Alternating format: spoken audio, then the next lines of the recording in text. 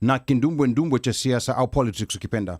We are streaming live on Facebook from Kilimanjaro studios outside Washington DC, and we'll shortly be going live on YouTube, so please call in all your YouTube friends. Please remember to subscribe to both our YouTube and Facebook pages at the OneMic Show. Follow us on Instagram at OneMic Show, and we're also now live on TikTok, so you can also follow us on TikTok. We're also taking in live calls. The number to call is 202-683-4570. Press *5 to speak. Tonight is going to be a live call in tribute, so please write down this number. The number to call is 202-683-4570. Press *5 to speak. Now, if you've wondered, what does a nation become when its greatest fighter is gone? Tonight's conversation is for you. We reflect on the life of the late Raila Odinga, who wasn't just a politician, but a spirit that refused to break. From prison cells to park trolleys, exile to elections, his life became the story of Kenya's struggle, hope, and unfinished dream. We'll talk about the man behind the myth, the lessons he leaves behind, and what the road ahead looks like now that Baba has rested. So from Bondo to DC or Kibra to Kisii, tonight we remember the lion who never stopped roaring. So start dropping your comment below and describe Baba in one word, or describe your best Baba moment.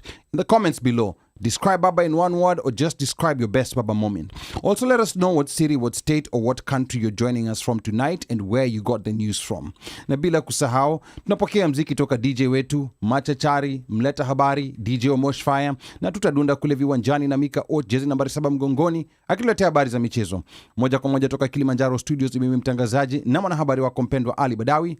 Kwetu wananiita mteule na wengine mniite mjukuu wa Masai, because I'm Kenyan by blood, American by design, Masai by choice. Sichagui, sikagui, na sibagui. Karibuni. Now, let's talk politics. Now, this hour we reflect on the life and legacy of Baba Raila Odinga, the man whose courage, sacrifice, and defiance helped shape Kenya's democracy. His story of endurance is a story of people who refuse to give up. We'll unpack what his passing means for Kenya's future, the lessons from his lifelong struggle, and the question now on every Kenyan's mind is, who carries the torch from here? Again, please drop a comment below and tell us what city, state, or country you're tuned in from. And also let us know, like your memories of Baba, or just describe Baba in one word. But tonight, before we get started,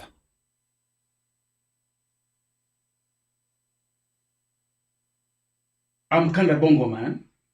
I'm deeply sad to hear about the loss of His Excellency Raila Odinga, the former Prime Minister of Kenya, who welcomed me on his office when he was Prime Minister, and also he welcomed me on his hotel for 2 days in Kisumu when I went to perform for Barack Obama victory. I'm sending this message to say my condolences to all Kenyans, his family. Raila Odinga was a man of people. He was a big leader, one of the big leaders in Kenya. And I still remember him, or those time I met him. This is Kanda Bongo man from London. Mambo vipi to all my people in Kenya. I know this is a very sad time in the history of our country and our people, our nation. We have lost a great man, Mr. Raila Odinga. Gone but not forgotten. May his soul rest in peace. Just want you to hold strong and keep the faith, my people. My deepest condolences to his family and all his fans and followers. Keep the faith and hold strong. A messenger heading your way soon to perform for you and give you some encouragement and some spiritual upliftment. We're all in this thing together, then why can't we all just live as one? Sweep over each soul, sweep over my soul. Though the road in life gets rough, Jaja sweep over our souls. Sana kwa ndugu wetu wa Kenya. Tumepoteza baoba kubwa ya Afrika na jina ya baba Raila Odinga. Mungu alete amani kwa famili mzima na mama Aida Odinga. Pole sana. Mungu akupatie nguvu sana. My brother Fred Bachuka. Pole sana. Mungu akuwe na sisi. Tuko pamoja. Poleni. Poleni wandugu wangu wa Kenya. Ni mimi mama Mbiliabel, mama Afrika. Poleni sana. All right. Thank you so much, Luciano Kandabongoman, Mama Mbilia Bell. Thank you so much. These are heavy names, like giving tributes to the fallen soldier, Raila Omolo Odinga Baba. This will be one of the most difficult episodes that we've ever done.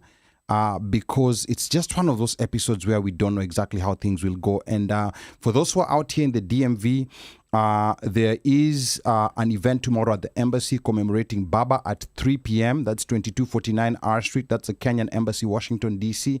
For all those who are in the DMV who can make it, that's going to be good. And I also want to welcome those who are already tuned in. Thank you so much. I can see Brian Nyamu, Anasema Rest Well Baba. Thank you so much. Gerald Oliech says, I remember when we were in primary school and would watch KBC that Raila was detained. And then I can see Ken Lemayan is already tuned in. Anasema watching from San Francisco. Rest in power, Jacom. And then Washeke Anasema resilience. Gerald Anasema Ali, my best moments was his higher, always 3 times. So thank you so much. And I want to also welcome the people who already tuned in live on YouTube. Karibuni sana.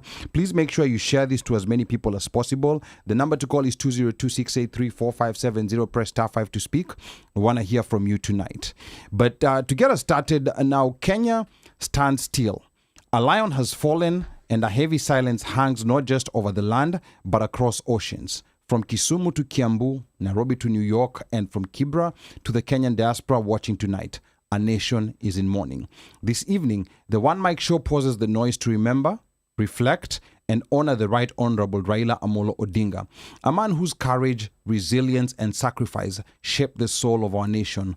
For more than 3 decades, Raila's story was one of imprisonment and endurance, betrayal and forgiveness, and one of hope and heartbreak. He was never perfect, but his fight for justice, his defiance in the face of oppression, and his faith in Kenya's destiny made him larger than politics.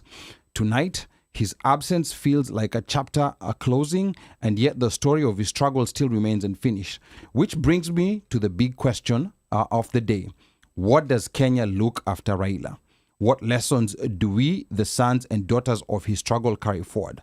As you watch tonight, we invite you to call in. The number to call is 202-683-4570. Press star 5 to speak. That number again, please write it down. It is 202-683-4570. Press star 5 to speak.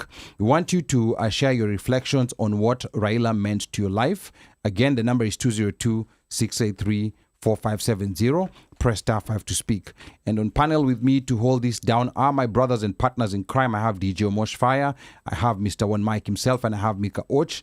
Also joining us on the panel as a guest host is an extraordinary artist, storyteller, and poet, Miss Anna Molago. Now, Anna was the electrifying MC who energized Baba's Azimio campaign event in the DC area back during the 2022 campaigns.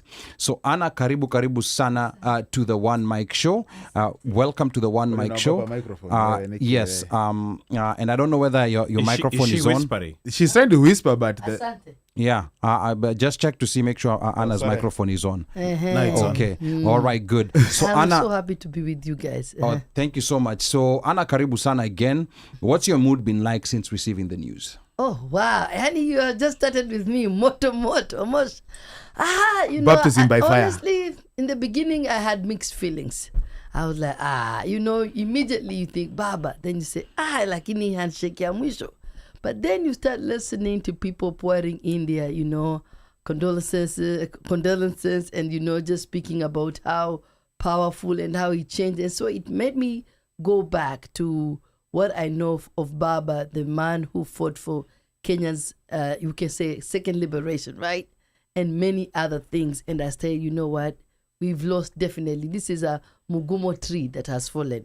And you know the repercussion of a baobab tree or a mugumo tree. And they say when the tree like that falls, the roots shake the whole earth. Because what he gave to, he was selfless. He gave so much to Kenya and the world. And more importantly, I think about the fact that he was fighting for our freedom, justice. And so I think about the many times he wanted, even this last time, and I wrote a poem for him, and we knew, this time nobody can stop reggae. I love reggae kakatwa. And then, it's so many things you start thinking about. This man has went through a lot, not for himself, yes, but for Kenya. And yes, people will say, there were some issues, you never know. There's always talk, hizo handshake alikuwa nafanya zake na familia. You never know. Sometimes really what elders do, we can only guess.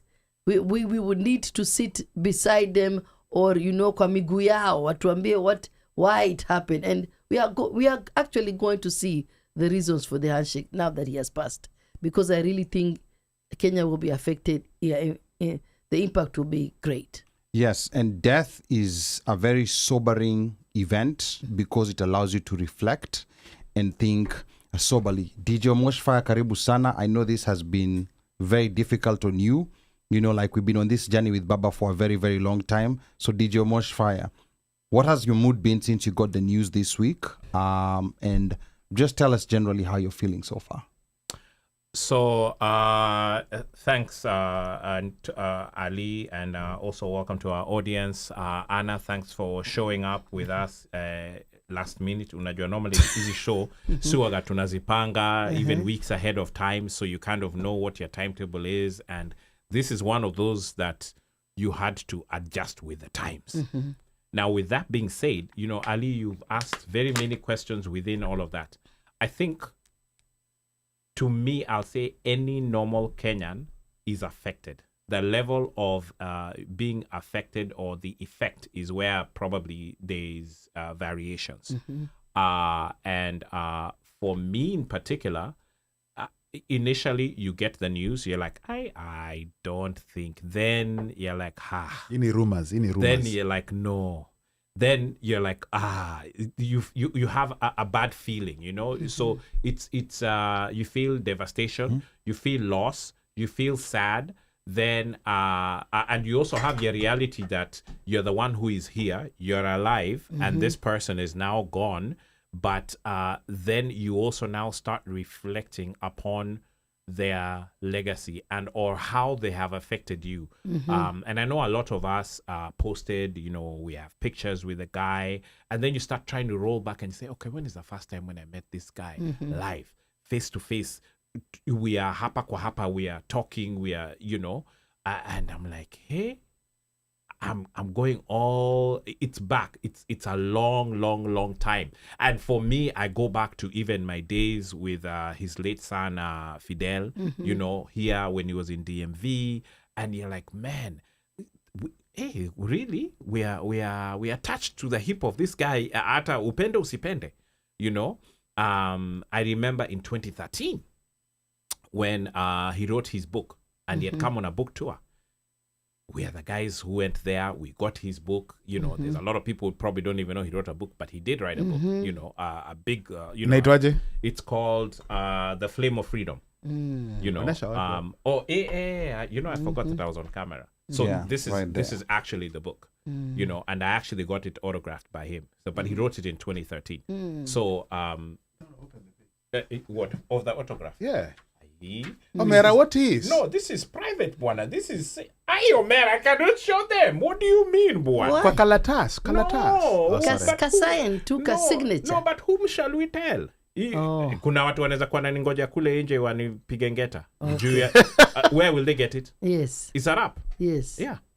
But anyway, sorry, a lot of things happening over here. But and then now, with all of the things happening in Kenya, with the time difference, I'm noticing it's almost like here we are back at that same cycle of elections when you are trying to stay awake do whatever you're doing on this side. Then at night, now you are up, YouTube, live stream, unangojea, unaangalia vitu. So it's like you're not even sleeping. Your cycle, where cycle yako uko kwa cycle ya Kenya, lakini you're living in the US, you know.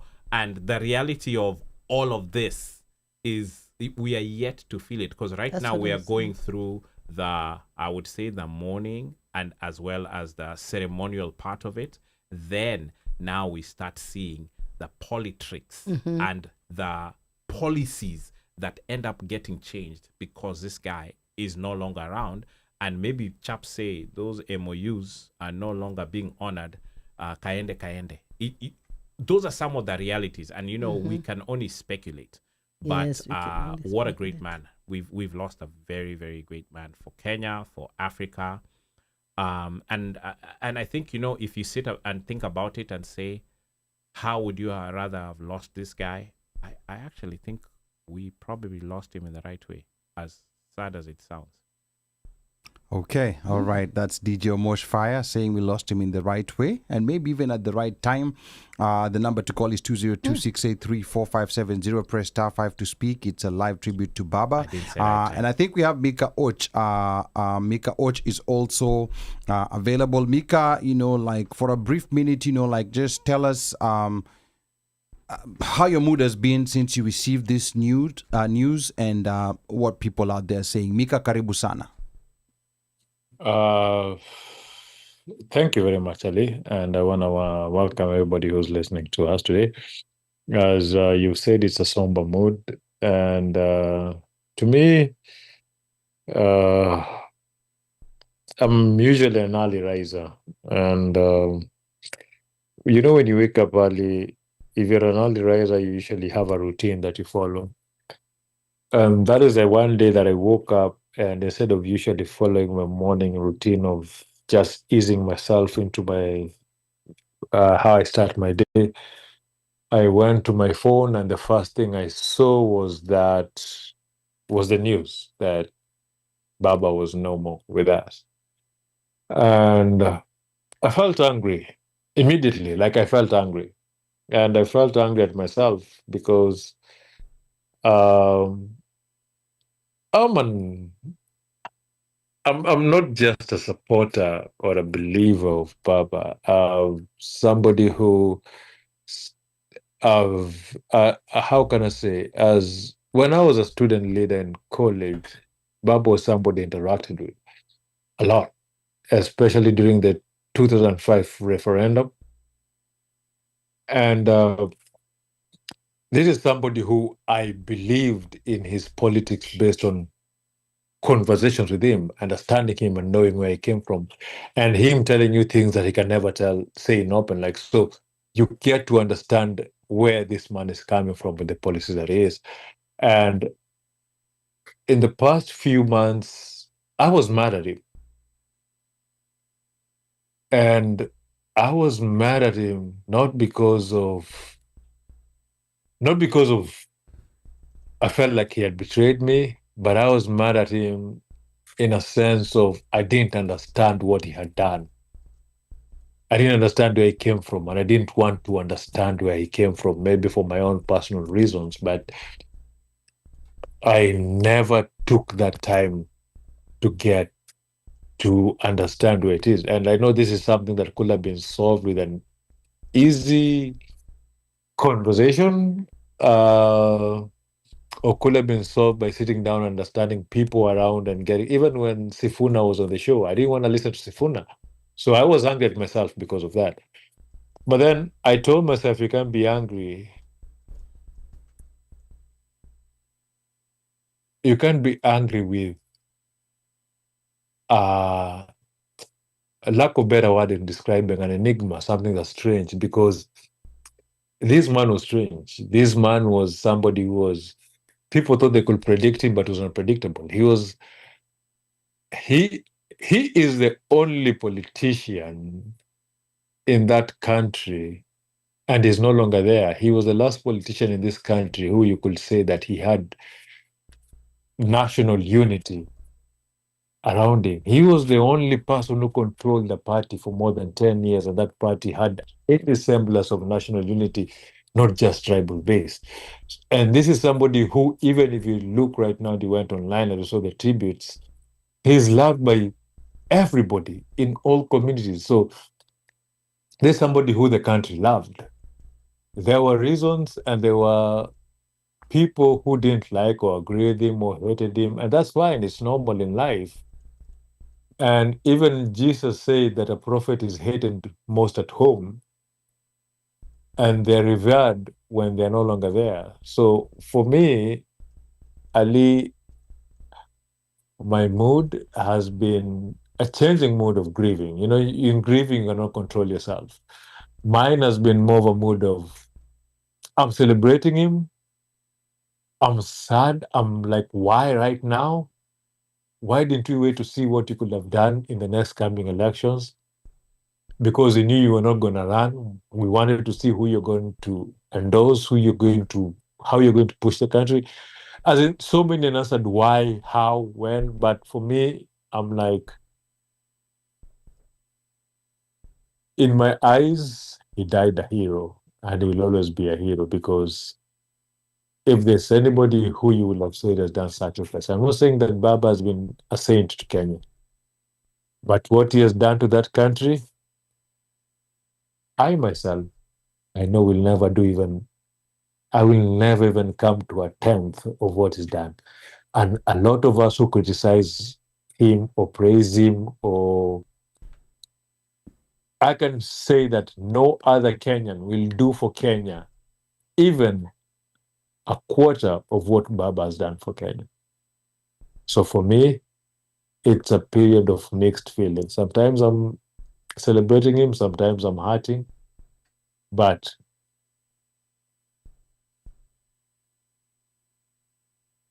I just hope that we remember everything is done, because we will need it in our country.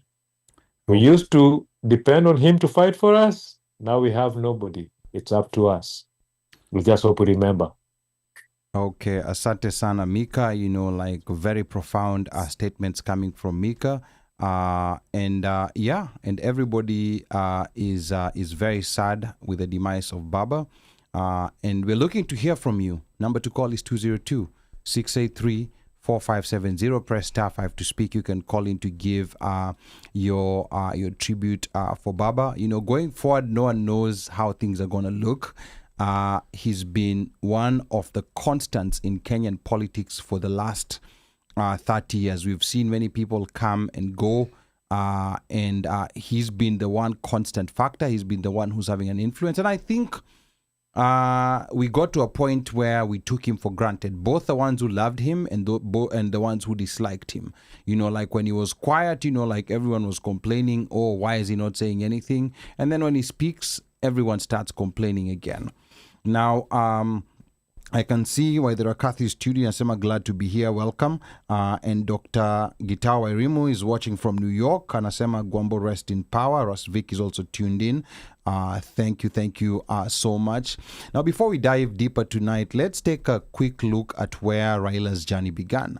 Now, Raila Odinga was born on January 7th, 1945 at the Anglican Church Missionary Society Hospital in Maseno. His father, Mzee Jaramogi Oginga Odinga, would later become Kenya's first vice president, while Raila was still a teenager at the time. At just the tender age of 17, young Raila left Kenya for East Germany, where he studied mechanical engineering. He spent 8 years there, earning a master's degree before returning home in 1970. Back in Kenya, he joined the University of Nairobi as a lecturer, a promising academic with a secure future, until history changed this course. In 1982, after the failed coup against President Moi, Raila was arrested and detained for nearly 7 years without trial. The experience would transform him forever from a quiet lecturer into a lifelong prisoner for freedom. So I want to come to you, Omoshia, to help us unpack this a little bit. How does a man go from being a university lecturer with a stable life to risking everything and spending 7 years in prison for the sake of his country and still came out believing in Kenya? And then secondly, Omosh, this is where is this where maybe the unparalleled love and devotion that Luo nation has for Baba really come from? The sense that he suffered for the people and never stopped fighting for them, no matter the cost. DJ Moshfire. Ali, interesting question, and I don't even know why you asked me. Why didn't you ask Anna? She's the one who's, I don't know, anakaa kama historian, professor na kadhalika. But no, I want to get the Luo nation perspective, Yes. especially. Yeah. Yani, mushaanza ukabila. Ni sawa. Anyway, so, you know, that time in 1982, around the time of the coup, the people who had dissent with the sitting government at that point, because remember, we were only 4 years removed from Kenyatta passing away and Moi starting, and there were folks who basically were saying, you know, hey, this guy is he's only holding this presidency temporarily because the constitution is shaped such that he would get it since he was VP, and he would automatically get to run the country, and then the folks who decide, are gonna kick him out and bring our own people. And so come 1982, when there's dissent and the coup comes in and the military have a brief takeover, then they round up folks, the ringleaders. It's young guys, young bucks in the Air Force. Most of them Luos, who are like captains and so on and so forth. Anyone can go back and read the history of that, how that coup happened. But then they were now trying to go back and say, okay, well, these guys in the military, they didn't plan this on their own. They had to be ringleaders, or they had to be other people.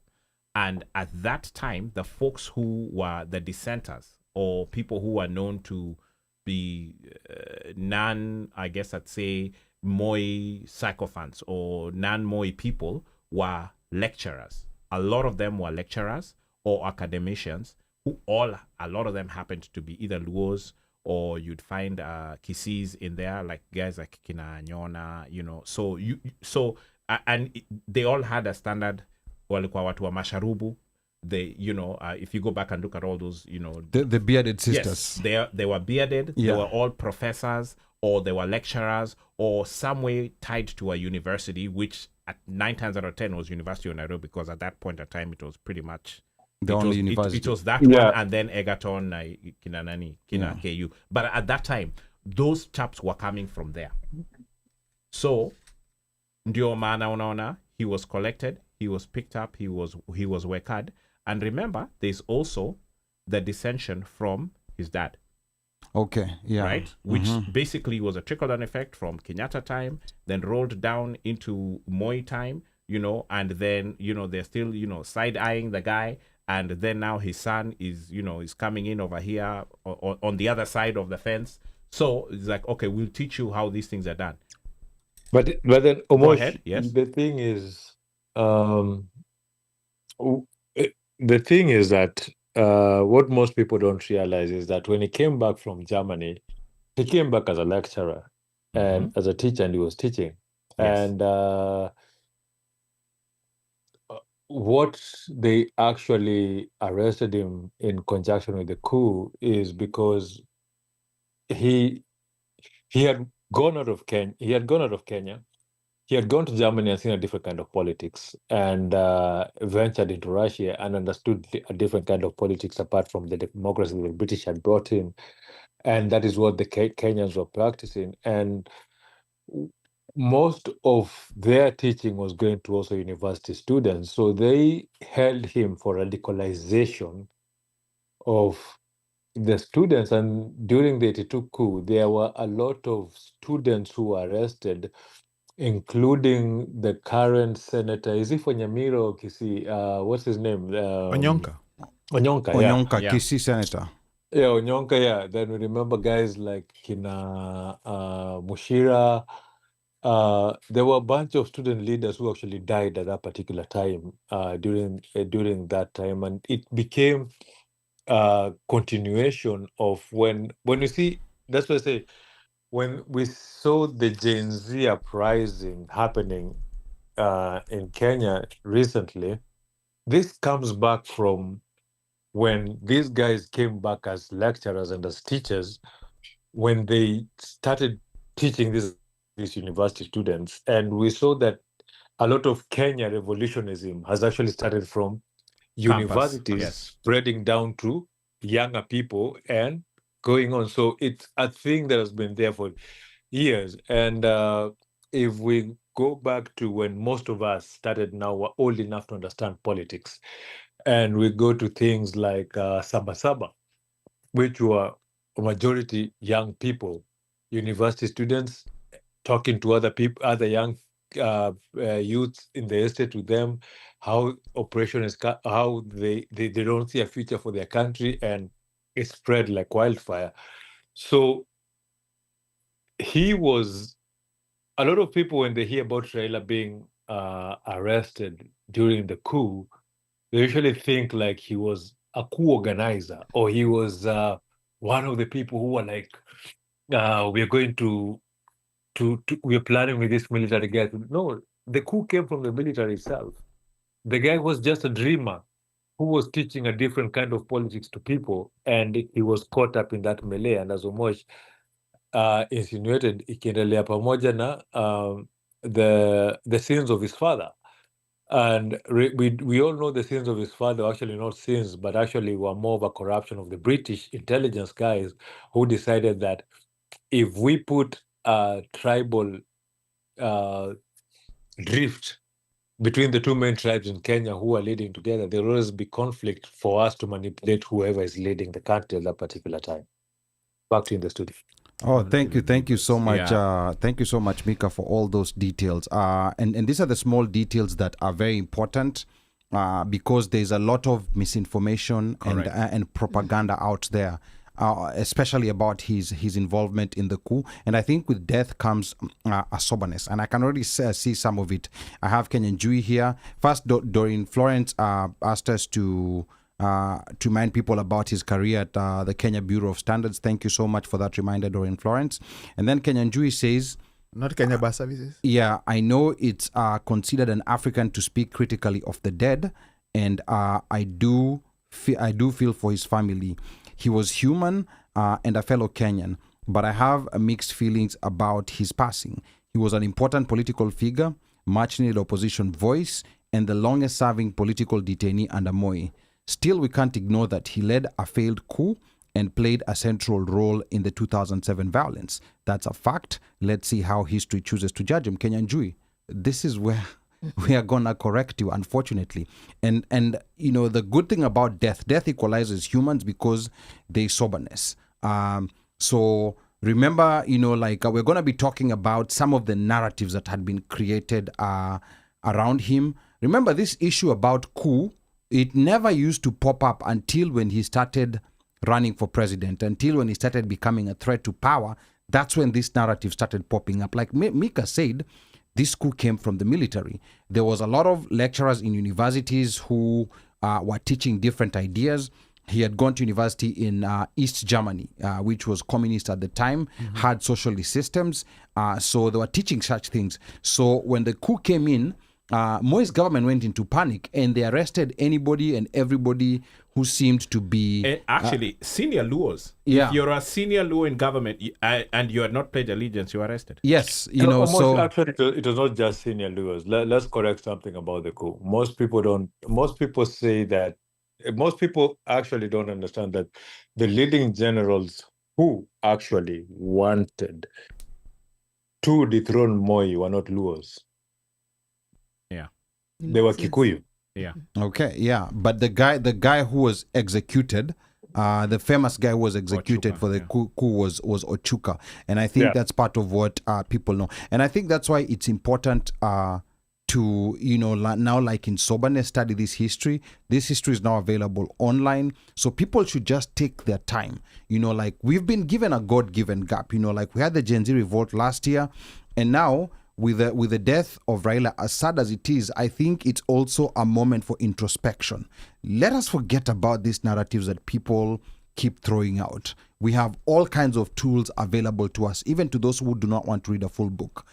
You have ChatGPT, you have Perplexity, you have different kinds of tools that will allow you to soberly analyze these things, and it's very simple queries you can ask if you really want to know what the truth is. But of course, there are people who will stick to the narrative they've been given, regardless of where the truth stands. Again, the number to call is 202-683-4570. Press star 5 to speak. I have Hosilando, who's tuned in on YouTube. Watu wa YouTube, karibuni sana. Feel free to type in your comments, and then the number to call 202-683-4570. Press star 5 to speak.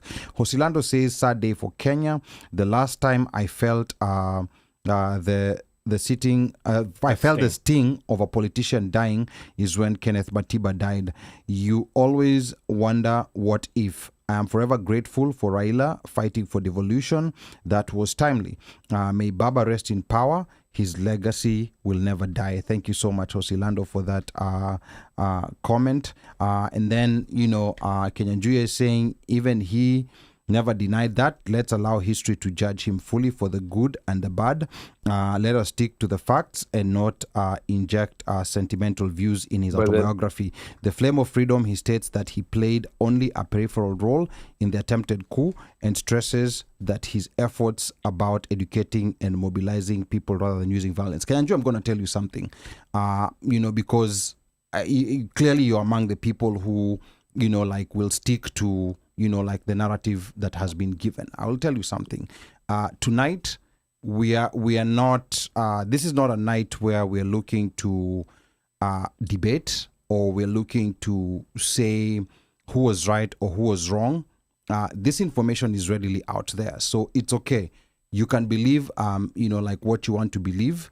But tonight is a tribute to the late Baba Raila Amolo Odinga. Masheke says, go ahead, Mika. I was going to say that tonight we're giving somebody his tribute. We are not trying to argue, we're not trying to debate with people. And I'm saying this in the kindest manner, you can never change somebody who's been taught to hate. Hating is easier than loving somebody or understanding somebody. So we are not going to do that tonight. Okay. Your feelings and your sentiments are yours.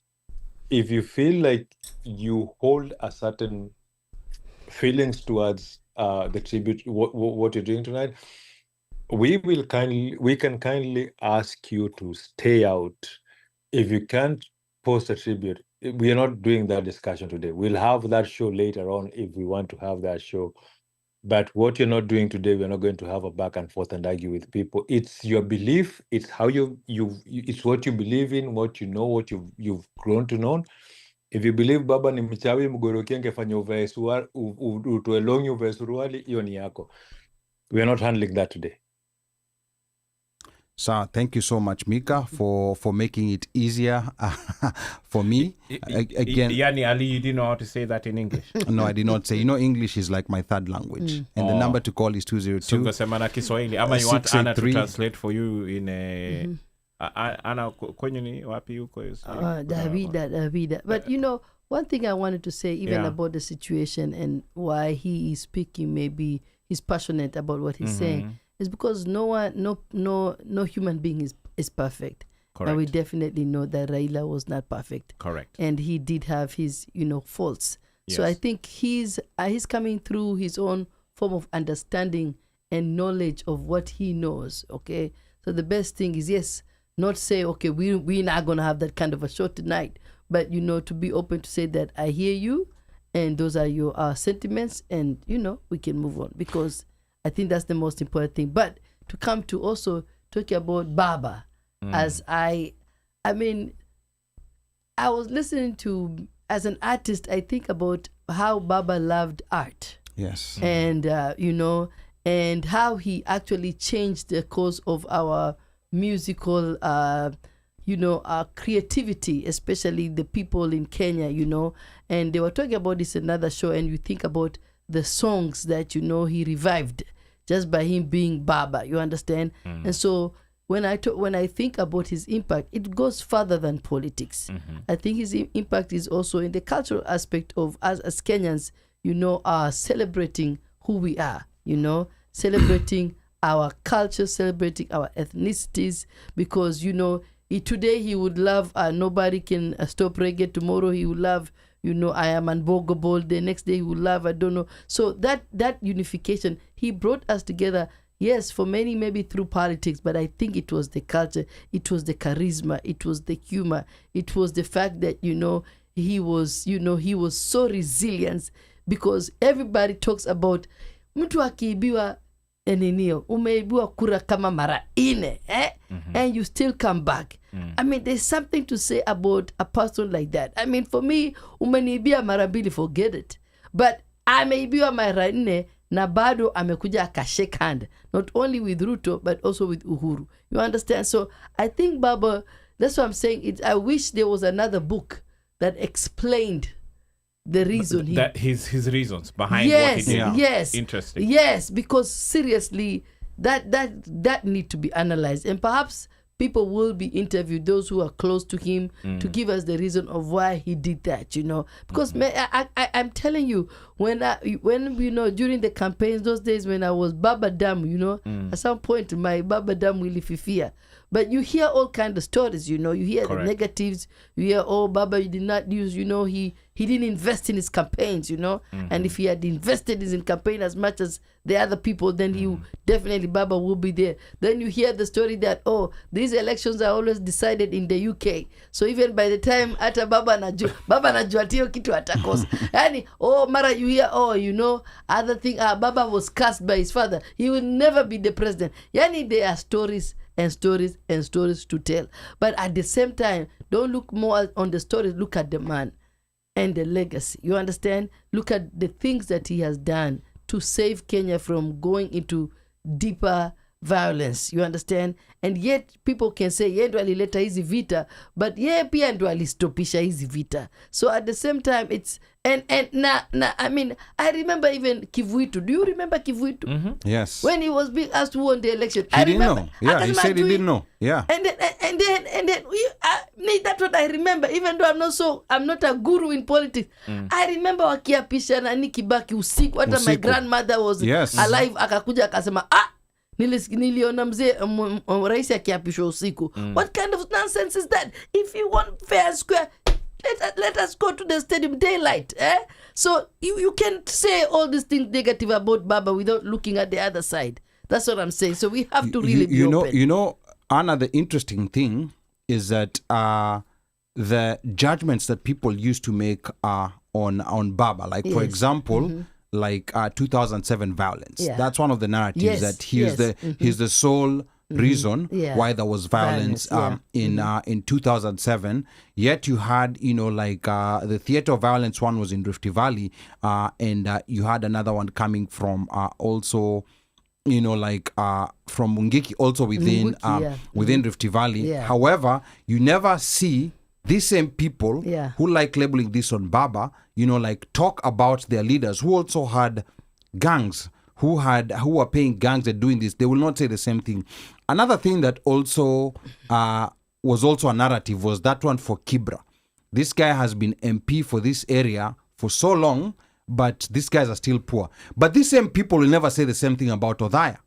When Othaya also had a lot of poverty, despite Kibaki being a member of parliament even way, way longer than Baba was. So there was a very unfair way of, or even Gatundu, there was a very unfair way of a pedestal of judging him, which you would not use that same standard to judge your heroes. So and that's why death is an equalizer in the fact that people are able to see things soberly, in proper perspective, beyond a lot of those narratives that were being spread. I can see a couple of people, more people are coming in on YouTube. Pan-African Kenyan anasema, my understanding is that even though Raila was not part of the military plans of the coup, he had been slotted as one possible members of the transitional council that was to take over after the coup. One day we're going to do an episode about this. We're going to get an expert, a historian. Yes, a proper historian whereby we can dissect these things beyond nilisikia, niliambiwa. People are saying, forget about those. You know, like we live in an age where there's tools that can help you verify vitu ambazo ulisikia, ama uliambiwa, ama ulisimuliwa. So, yeah, and then I can see Julia Nyaundi, karibu sana. Julia Nyaundi says, as long as I can remember, I have always appreciated Baba's very important role in putting pressure on any sitting government to do right by the people of Kenya. Thank you so much, Julie. King Anthony Grounds, anamwambia Pan-African, the coup which Moi created himself with Charles Njonjo, then they blamed it on Ochuka. Yeah, we'll get an expert because that clearly is one of those topics where a lot of misinformation has gone round. But this information is there. Squeeze hakuna kuficha information. And then Pan-African anasema, I heard that transitional council narrative from Odhiambo Otieno on Jagero's channel here on YouTube. Yeah, so whoever said it, all these things, you know, like it's important to have them verified. And then coming back to Facebook, you know, I can see a couple of people are tuned in here. Doreen Florence saying, thank you, Ali. Thank you, Mika. And I guess that's in as far as running of the episode tonight when we're having that conversation. Rasvik anasema Raila made fundamentals to be popular, the song. And then Slayer Odoro anasema, may Agwambo rest in honor. Kaiser Sose, aka Afro-Jamaican, R.I.P. Baba. Is he back? Yes, I don't know. He needs to confirm. Ask him in English, maybe. Oh no, in Patois. Yeah. No, wait, what do Jamaicans speak? Oh, unachoma kama watu wajui akukua. Yeah, okay. Aya, sawa sawa. And Kenyan Jew is saying, really, Ali, just to be clear, I'm not celebrating his death. I think on a show like this, you should present facts. Nobody here is arguing with you. You open the door to the coup. But I'm surprised by the show today. We are not arguing by extension. And of course, yes, today we are not arguing. And we're going to tell you this again, Kenyan Jui.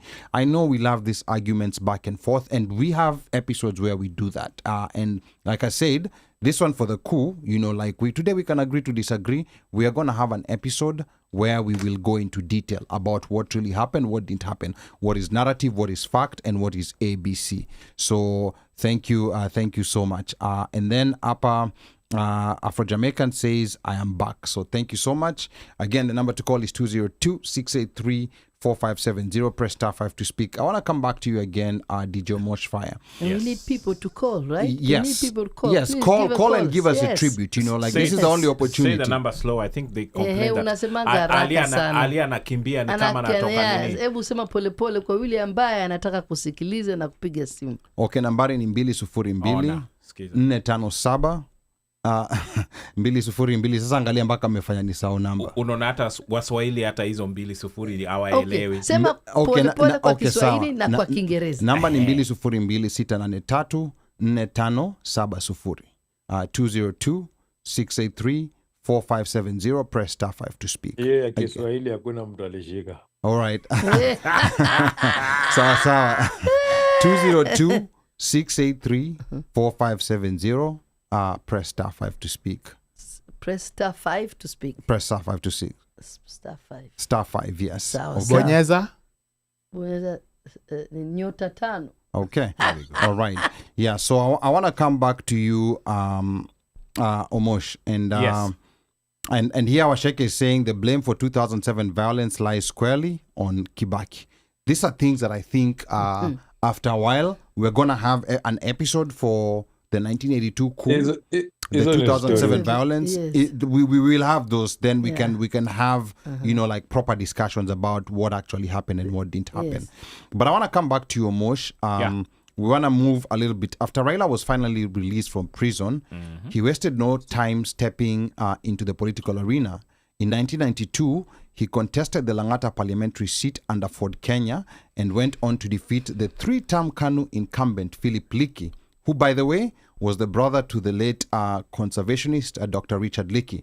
The win was historic. It marked Raila's official entry into multi-party politics and the start of a long journey as a people's representative. The interesting thing, Raila was 47 years old when he first became a member of parliament. 47. Yeah, as in even older than I am right now, for those who want to know my age. But yeah, so he was 47 years old when he By got 6 in. months. Because people think People think he started early. people think he started very early, yeah. but he was he 47 years old when he got He was started. locked up. Yeah. Yeah. So yeah. Now, Omosh, what we want to know at that time when Raila was being released from prison, I think it was a time you're either coming here, you're already here in the diaspora. It was around that time. Were Kenyans abroad really talking about Raila then, or was he still living under the towering shadow of his father, Mzee Jaramogi Oginga Odinga, who was still alive at the time? DJ Omosh. So I was already here. Yeah. So when all of this was going down, Airlift. yeah, I came with the airlift. Oh, sorry. So when all of this was going down, it's like, it's almost like a transition, right? From him to his dad. However, it's like he resonated with the younger voters. And something that he did, which a lot of the other politicians seemed not to get, was he actually started pretty early coming to the diaspora to get the diaspora involved in what was happening at home. Like he would actually come, then there would be people who would, it might be like a loose town hall. It's not something that's official, but it's amongst certain circles, like people, watu wanajuana, it's like ali vile watu wa nyumbani munaitana na watu wanajua, okay, we have baba nani amekuja kutoka home, so he's a guy who kind of like, and then a lot of the folks who are here and had stayed or was like, I guess now had come in and they were starting to have families and stuff, are guys who are either about his age mates or guys who he kind of went to school with. So those are the ones who are like they say, the parents of the guys, of the kids. You see, so when he comes, he's now Uncle Nani. Yeah. You get what I'm saying? Yeah. So yes, he's a politician, but early on, he understood that dynamic of the guys who are in the diaspora. And I think that his years of not being at home and then, going into exile, those things played a critical role in how he looked at the diaspora and understanding that thing of, if you need to raise money, you need to go and get your money from outside.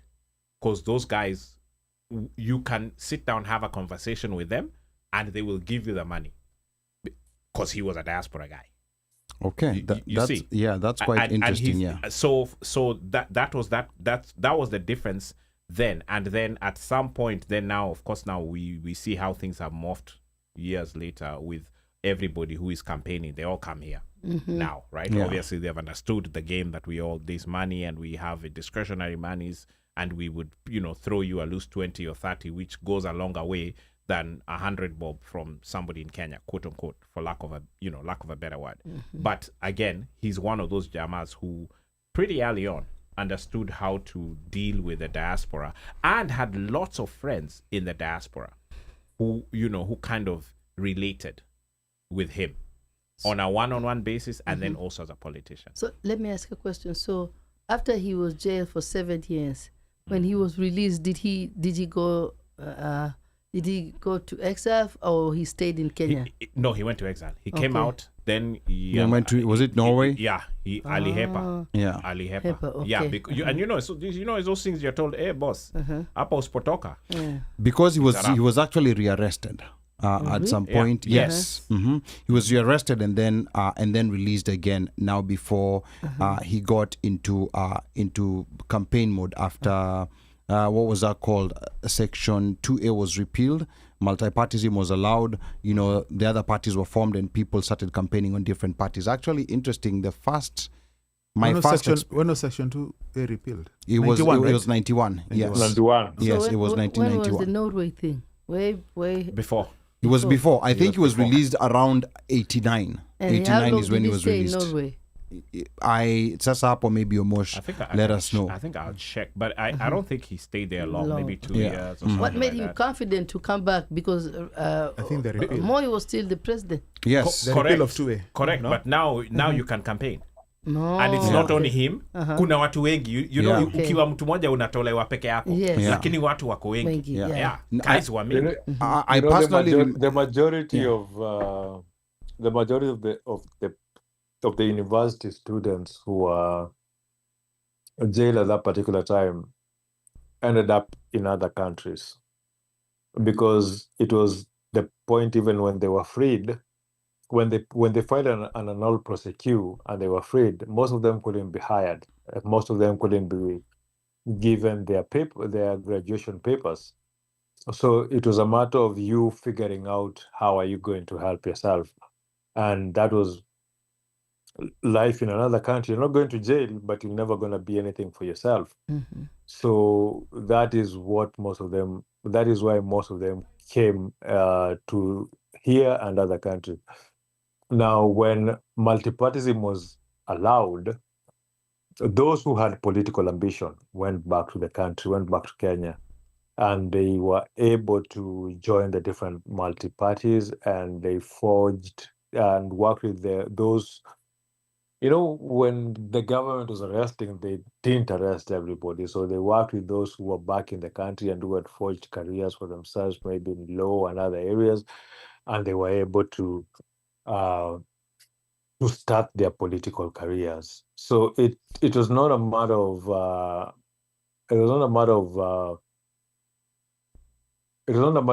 making a decision based on how things are. It was a matter of making decisions based on the circumstances and which path you had chose to live. There are some who that stint in industrial area, because even if it was you and you're a university student in college and you spend more than 3 years in jail, and then when you come out, you're told you can't graduate, you don't have a life in the country, you're going to move out if you get a chance. Yeah. Okay. But Again. question, yeah, was go his ahead. father alive? Yes, his father was alive. Yeah, Okay, his father died in 1994, and we're gonna come to that.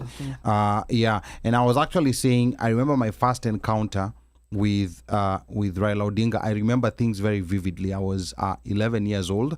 He was campaigning for the Langata parliamentary seat. He had come. We did not know who he was at that time. He had come to, for those who are familiar with the South Sea area, I used to attend madrasa there. You know, for those who don't know, madrasa is religious school. So I used to attend madrasa there. Right now, it's a fully fledged integrated school. But at that time, it was only madrasa where we were studying the Quran and all that.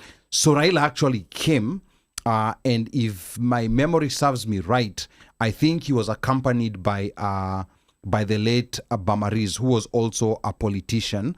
Who was also a politician was also in the Ford formation. When Ford was being formed. So I remember he came, and the kids who were there, we started following him around. He was being shown around by the administrators who were responsible there, because the place was still fresh, it was still being built. So I remember that's the first encounter, and I remember he was in like a gray suit. It was like a gray counter suit, like short sleeves. I have this knack of remembering very small details. But later on is when we got to see him on posters and on TV. He was running against. Of course, he was running against on a KANU ticket, Philip Liki, and he was running on a Ford Kenya ticket, because remember Ford split to Ford Asili and Ford Kenya. So he was running on a Ford Kenya ticket. Philip Liki was running on a KANU ticket, and then there was another candidate called Kimani Warugendo, who was running on Ford Asili. And I remember this because these posters were all over. I've never understood why in Kenyan campaigns unapata wall kama hii hapa, you have like 500 posters of the same person. Kimani Warugendo, all over the place. And then side Gine, I tell you. And then now Raila's folks would come and tear them up. And then the other side, where there's Raila's, photos, Kimani Warugendo's folks would come and tear them up. So it was a very interesting. Now all over the place. Yes, it was very interesting Ali said dynamic a at the good thing. time. That I never understand. hizo flyer mngepeleka kwa wall ingine, mnaweka flyer zote za mtu mmoja kwa one wall. No, the idea, what was explained to me, the idea was for this picture to stay on your mind so much that by the time unaenda kupiga kura, because kwa kura si unaona picha, that picture is in your mind. So I think it works. Yeah, so I think it works. No, so many comments also coming in on YouTube. Pan-African Kenyan is very active here on YouTube. Asante sana. Anasema, I'm from Mount Kenya and supported Azimio. I think the Kikuyu hate for Luo is overplayed. Ruto simply abandoned work and camped in Mount Kenya for 5 years, attending up to 3 church services. We are going to have a discussion about this later on, so Pan-African Kenyan stand by. And then Anasema, a guest on Spice FM in April this year, said they recorded 960 visits by Ruto to Murang'a County alone in 5 years. That's 3 to 4 visits per week consistently for 5 years. And then King Anthony Ansema, Babu is the heir to the throne. What you all think about Babu the 6th? Okay, that's an interesting comment there. And then Pan-African Ansema, Ruto invested maybe 1,000x the effort that Raila put in Mount Kenya and got only 4x the votes that Raila got. So by effort to votes ratio, Raila far outperformed Ruto. On Kikuyu media houses, Kameme and Inoro, the reporting on Rao is entirely positive. I haven't read a single negative comment. And then Upper King Anthony Nasema, Kenya, what are...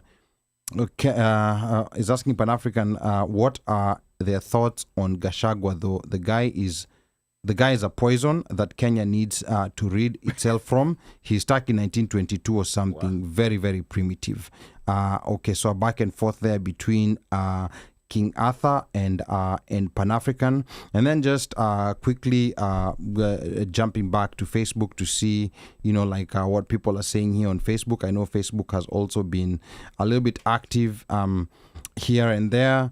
There's some comments I think that I've lost. Utanisome hizo zingine Omosh. I can only see from Lauren Kagwi. Lauren Kagwi anasema, naona guest is my fellow. Natuma salam wa Davida since asemeka poem. But here amesema wa divida ama ni wa divas. I don't know what it is. Wa Davida. Yeah, ameandika hapa wa divida. I think poem inakuja iko. Okay, sawa. Yeah. And then Washeke anasema, can you also talk about how the state campaign of intimidation extended to his family? Mama Ida was dismissed from her job at Kenya High School. We're going to get to that. Yeah, she was. And then hapa Lauren Kagwe ananiita naambia mimi ni mzee at you are 11. I was 11 years in 1992 during the election year. So you can do your calculation. Mimi sifichi umri wangu. Mimi sifichi umri wangu. And then AARP. Yeah, and then Lorena anasema, I honestly Unomai kuna mention AARP. My goodness, I don't even know, why you would mention AARP. But anyway, Lauren anasema, I honestly love Raila, yani some courage. And then the number to call is 202-683-4570. Press star 5 to speak. Again, the number to call is 202-683-4570. Press star 5 to speak. Mika, I want to come to you to pick up, from where I left with Omosh, because 2 years later, after the 92 election, that's in 1994, Raila's father, Mzee Jaramogi Oginga Odinga, passes away, and that moment completely changes the landscape for Raila. So the Ford Kenya party splits to, remember originally there was a Ford before the 92 election. It split to Ford Asili and Ford Kenya, and Jaramogi ran for president on Ford Kenya, and Kenneth Matiba ran for president on Ford Asili. Then there was another whole different party called DP, Democratic Party, ya Moi Kibaki. So there were 3 major candidates besides Moi. So the Ford Kenya party splits soon after the death of Jaramogi, as Raila faces off with Kijana Wamalwa over leadership of the party. Now that split would eventually push him to chart his own political path, and that's really when Raila, the individual, not just Jaramogi's son, begins to emerge. So Mika, maybe help us make sense of that turning point. How did the death of his father and the Ford Kenya power struggle shape Raila's independence as a political figure? Mika.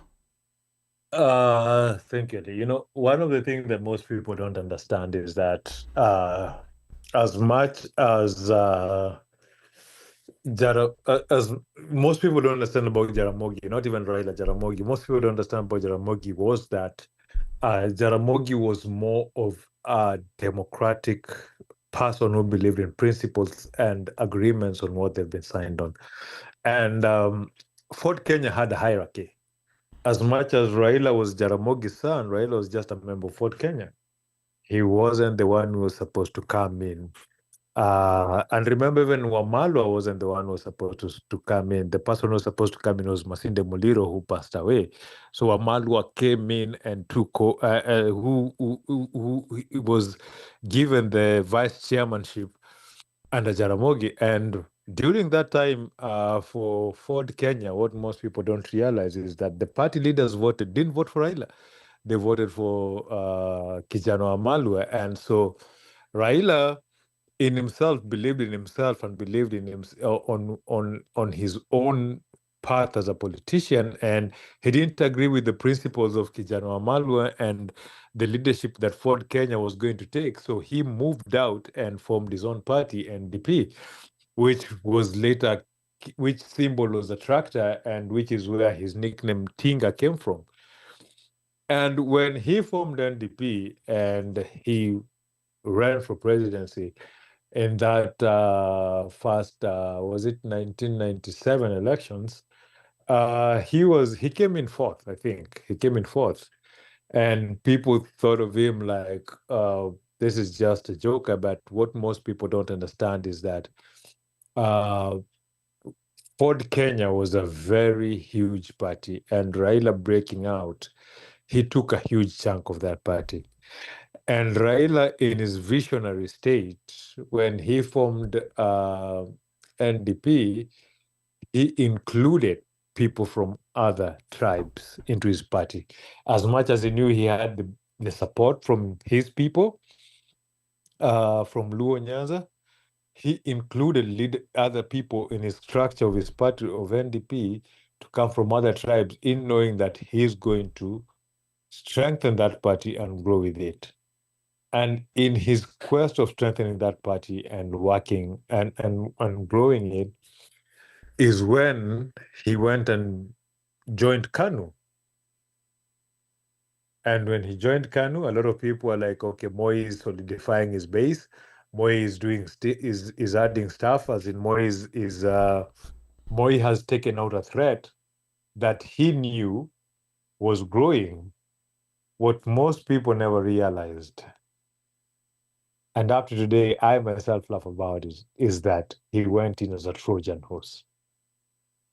Because KANU was never going to die. KANU was never going to weaken.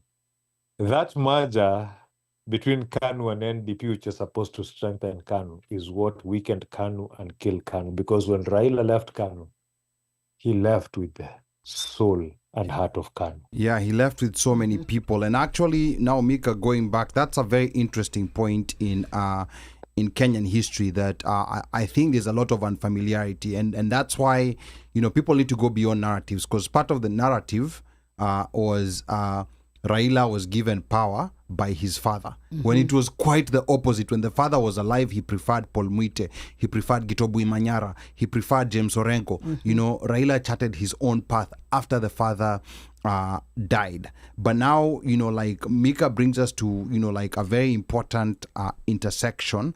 And this was before the iconic Kibaki Tosha moment. Kibaki Tosha came in 2002. At this time, Mika and I, are still in Kenya. Omosh and Unomike, they're deeply here in the US, wanafanya kazi, all kinds of different jobs. But sasa sisi, we are still in Kenya, tunawika huko. But before that iconic Kibaki Tosha moment, there's a chapter in Raila's journey that really shows the complexity of his politics, which is part of what Mika is talking about. You see, after stepping out from his father's shadow in the mid-90s, Raila threw himself into one of the boldest citizen-led reform movements Kenya ever had. That was then known as Ufungamano Initiative. That was in the 90s, in the late 90s. This was a powerful coalition of churches, civil society, and pro-democracy leaders who were tired of waiting for the government to deliver a new constitution. Raila was right there in the thick of it, fighting to make sure the constitution belonged to the people, not to the politicians. But in a surprising turn, Raila made what many saw as a controversial move. He joined forces with President Daniel Arap Moi, merging his party NDP with KANU. To some, that looked like a betrayal, but in hindsight, some say it was a strategy, like Mika has used an interesting word. Raila went in as a Trojan horse, because KANU was meant to live forever. And then Raila entered the belly of the beast to understand how power really worked.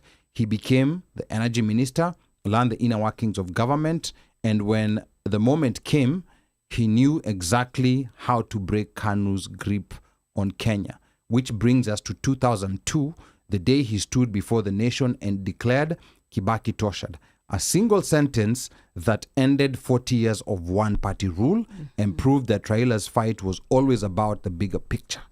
At the time, during the Ufungamano years, NDP's merger with KANU and the Kibaki Tosha moment, like most of us at that particular point, like some of us were still in school, but I want us now to maybe unpack that Kibaki Tosha moment and what it said about the kind of man Raila was. And I think, Mika, I want to come back to you and also just reverse you back to that Trojan horse moment, because when people discuss Raila's handshakes, that's usually the first handshake that they talk about between him and Moi and M1 before M1, Kibaki. Yeah. Kibaki was the second one.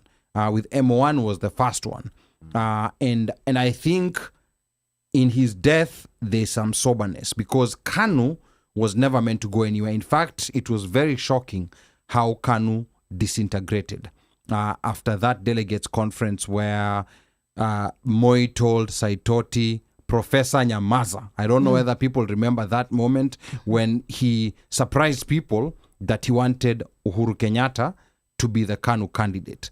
And that's when Raila said Kasarani hatuendi, and he left KANU in a half and left with all the big fish.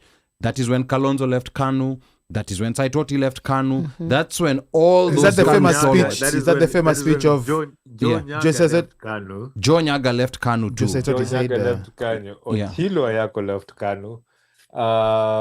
What's his name? Saitoti, as you've said.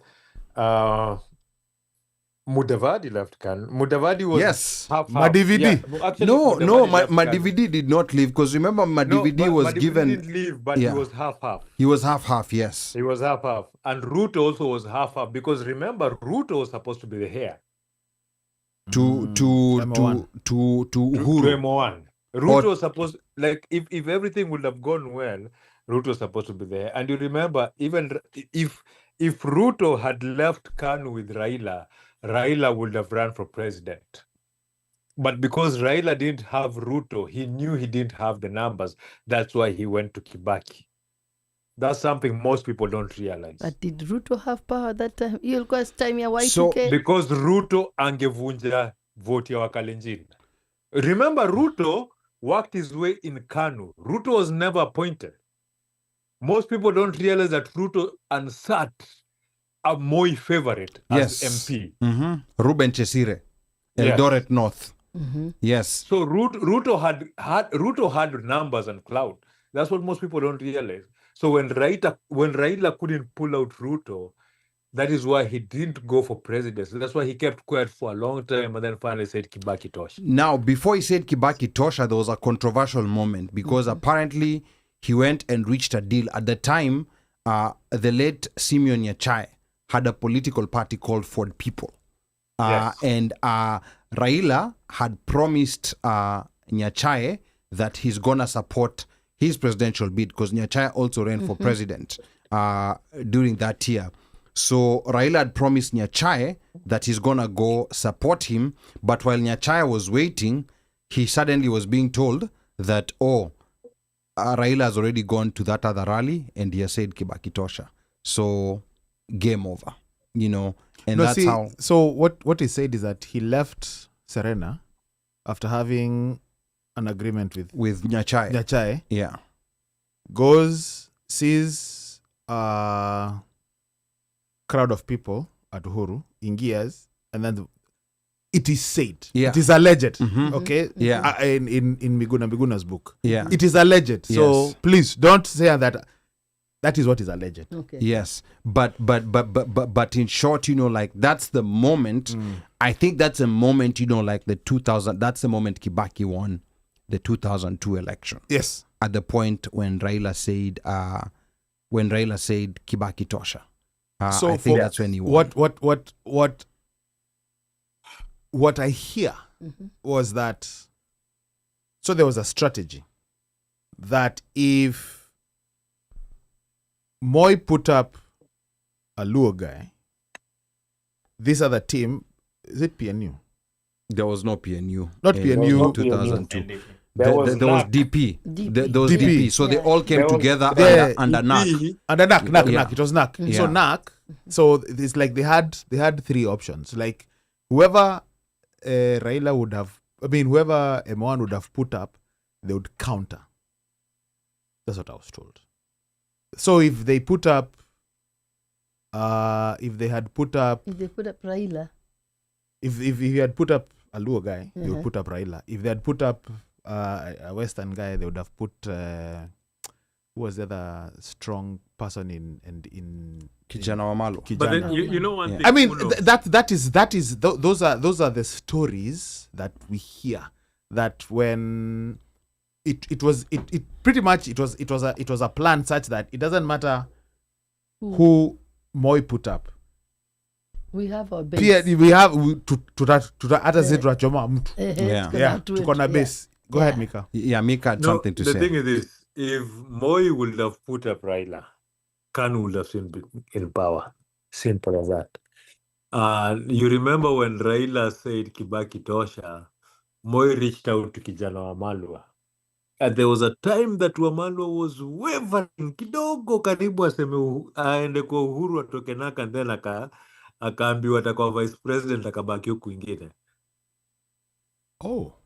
Because even if you remember quite properly, that NAC alliance, that NAC alliance, Who are the principals in NAC Alliance?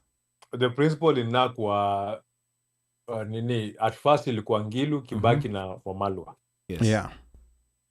And then so when Raila joined in, even the rest of the small opposition ilibidi wakimbie, Nyachae peke yake akabaki kando peke yake.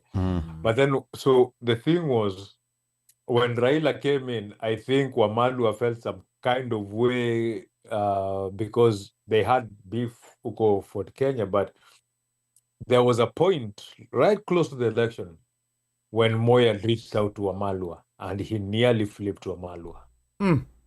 Yes, that was a season of political intrigue and betrayal. I remember that was a very active political year in Kenya. Things were changing, things were moving very fast. And a lot of campaigns, and of course Kanu still had that stature. The party from independence, and like Mika said, there's a possibility that Baba might have gone in there strategy-wise as a Trojan horse. Because remember, these strong parties, Kanu was stronger than CCM is in Tanzania.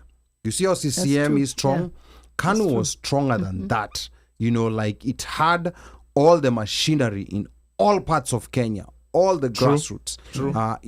But then it disintegrated so fast. And in that election, there were a couple of KANU members of parliament who were elected, but in successive elections, the number of KANU members of parliament reduced. Right now, I think KANU only has a handful. I think Naisula Lesuda is a KANU member of parliament. I don't know any other one. They might have a few MCAs here and there. but it's essentially a moribund Let party. me ask you something. Kani So- wala zilimezwa juzi. yeah, but let me ask you something. By the It way, seems like, therefore, Moi underestimated Raila's power. Because I remember I remember Kibaki Tosha very well. I was young too, but I remember. And I mean, the whole of Nairobi, everywhere, they were like, yes, yes. So why did Moi M1 underestimate Raila? Because I think by that time he had started gaining a lot of popularity, because it was really that statement when he said Kibaki Tosha, everyone knew it is unasema Kenya. nini? So I think Tosha. Moi, I don't know whether he necessarily underestimated Raila, but I think his strategy of divide and rule fell apart. Because remember, at that particular time, there was no 50% plus one. Is whoever had the highest number of votes Yes. is the winner. Yes. Yeah, is the Kiboko winner. yao. Yeah, is the winner. So what ended up happening is that what he did not anticipate Yes. was all these people coming together. Because had Raila, like gone to for people enjoying your chai, guess what? We would have had a President Uhuru Kenyatta in 2002. But this is the thing though. Why would he? That was another issue. I was just like OneMic says here. Hearsay, narrative, allegedly. What I heard was that Moi was also trying to protect his interest, and that's why he chose Uhuru. Uhuru was not a very strong candidate. He knew that, but he ended up choosing him. Why? Because he wanted to protect his interest, meaning his wealth and all that. Is that correct? Yeah. No, that's a possibility. It's a possibility, It's but a also possibility. I think what I've also heard, and again, this is not at ECG factual, but what has been said was that alikuwa anarudisha mkono, anarudishia Jomo mkono. Yes.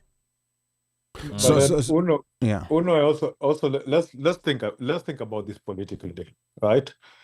Politically, you also want somebody who let's look at it from an American perspective. Lobbyists will push for a certain politician who they can control, right? And so that politician can be able to push, as Anna said, protect their interests. So maybe he looked down and he looked at all the people that he could choose, and he saw this is the easiest person who can protect my interests. And even me as party leader, I can still control them.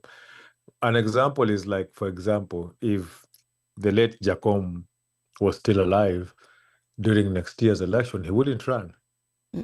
But who would he have picked? That we don't know. Will he have picked somebody who protects his interests, somebody who holds the party's interests, or somebody who holds the country's interests? We don't know. But at the end of the day, we do know that politics, sometimes the president isn't really the president, or the president can be the president, but has to serve certain interests.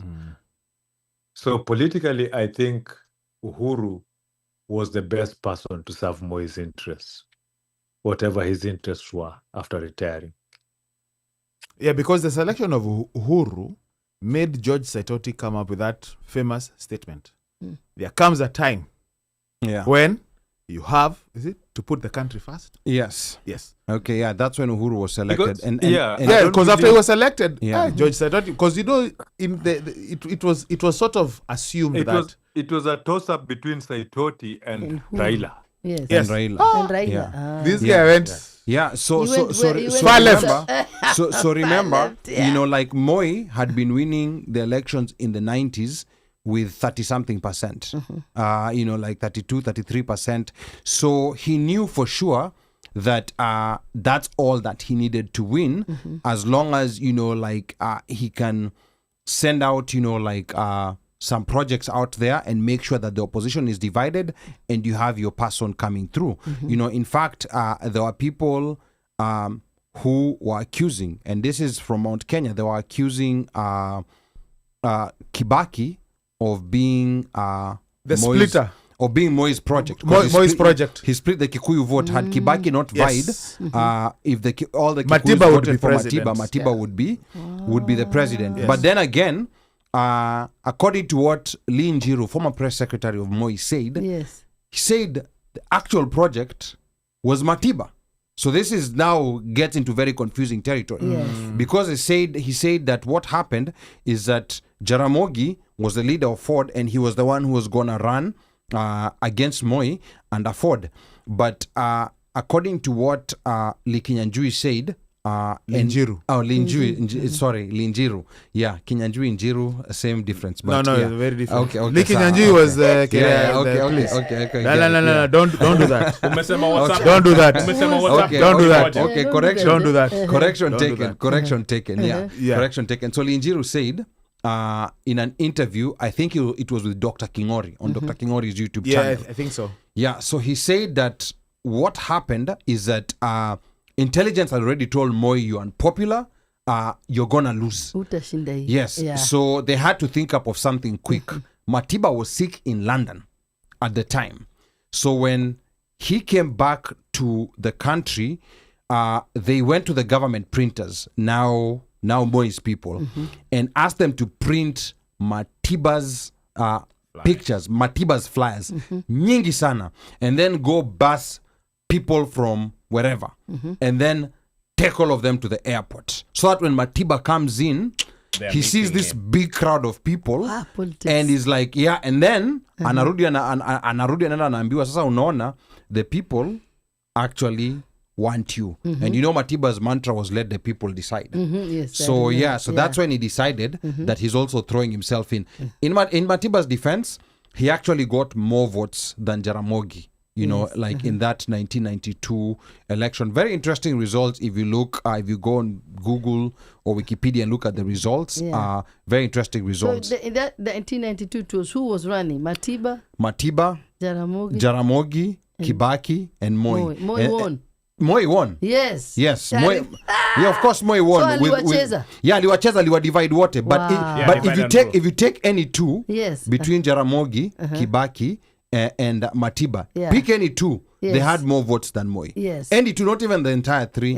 Any two, they had more votes than Moi. So but that- aliwacheza. That's the trick that he was playing. Yes. That's what he did played also them. in 1997. In 1997, Kibaki was running, and also Raila ran. Raila, yeah. Had they run together, Together, they would have defeated Moi. So yeah. that's where, like at some point from Mount Kenya, they had a choice name for Kibaki, Yes. being the one who prevented Matiba from becoming the president. To this day, Mount Kenya believes that. Yes, so he was considered he was considered a project, Yeah. and then now Linjiru recently was saying that Kinyanjui. Matiba, Linjiru. Matiba was the project.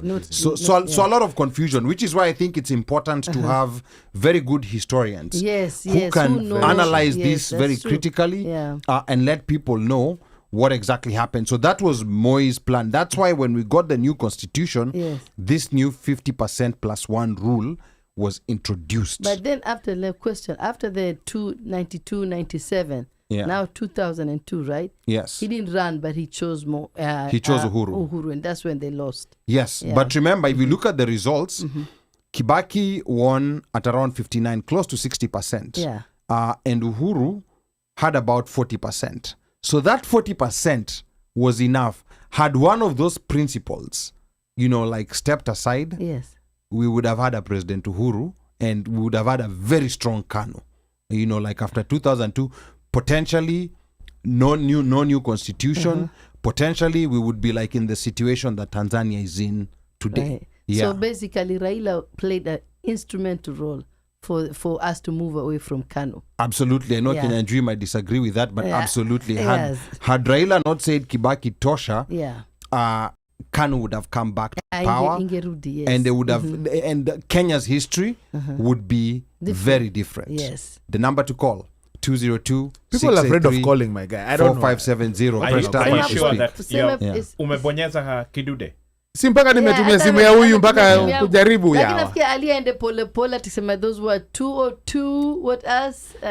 202 683 4570. Press star 5 to speak. And I've pinned. I think press fanya star hivi. They're all five. pinned. All these are pinned No, on no, let's Facebook. do this. and Let's on do this. Omosh, read the number in the Luo. 202. Almost ananicheka. Almost anasema ana ni trouble. Ana troublemaker. Are you serious? In the Luo. Yani she's the one who speaks Swa amongst us and she can't even hear what Ali is saying. Bwana ongea raka hata niko nyumbani na shindo huwa aliza. Hata nilimwambia nani mtumie hii namba kwa nini? Well, we want people to call. Anna, Anna doesn't come so many times to this. I'm a guest today. So, yes, if you don't want to call and talk to Ali, call and talk to me. Let's go. Sawa. Again, 202-683-4570. Press *5 to speak. In the Luo. Yeah. And then Apa Gerald anasema, remember the narrated and vocal history are very nuanced, but both complement each other. You can't discard either. So what is heard and documented are both valid. Narrated history is very important, but I think, Gerald, where maybe we're misunderstanding each other, there's narratives.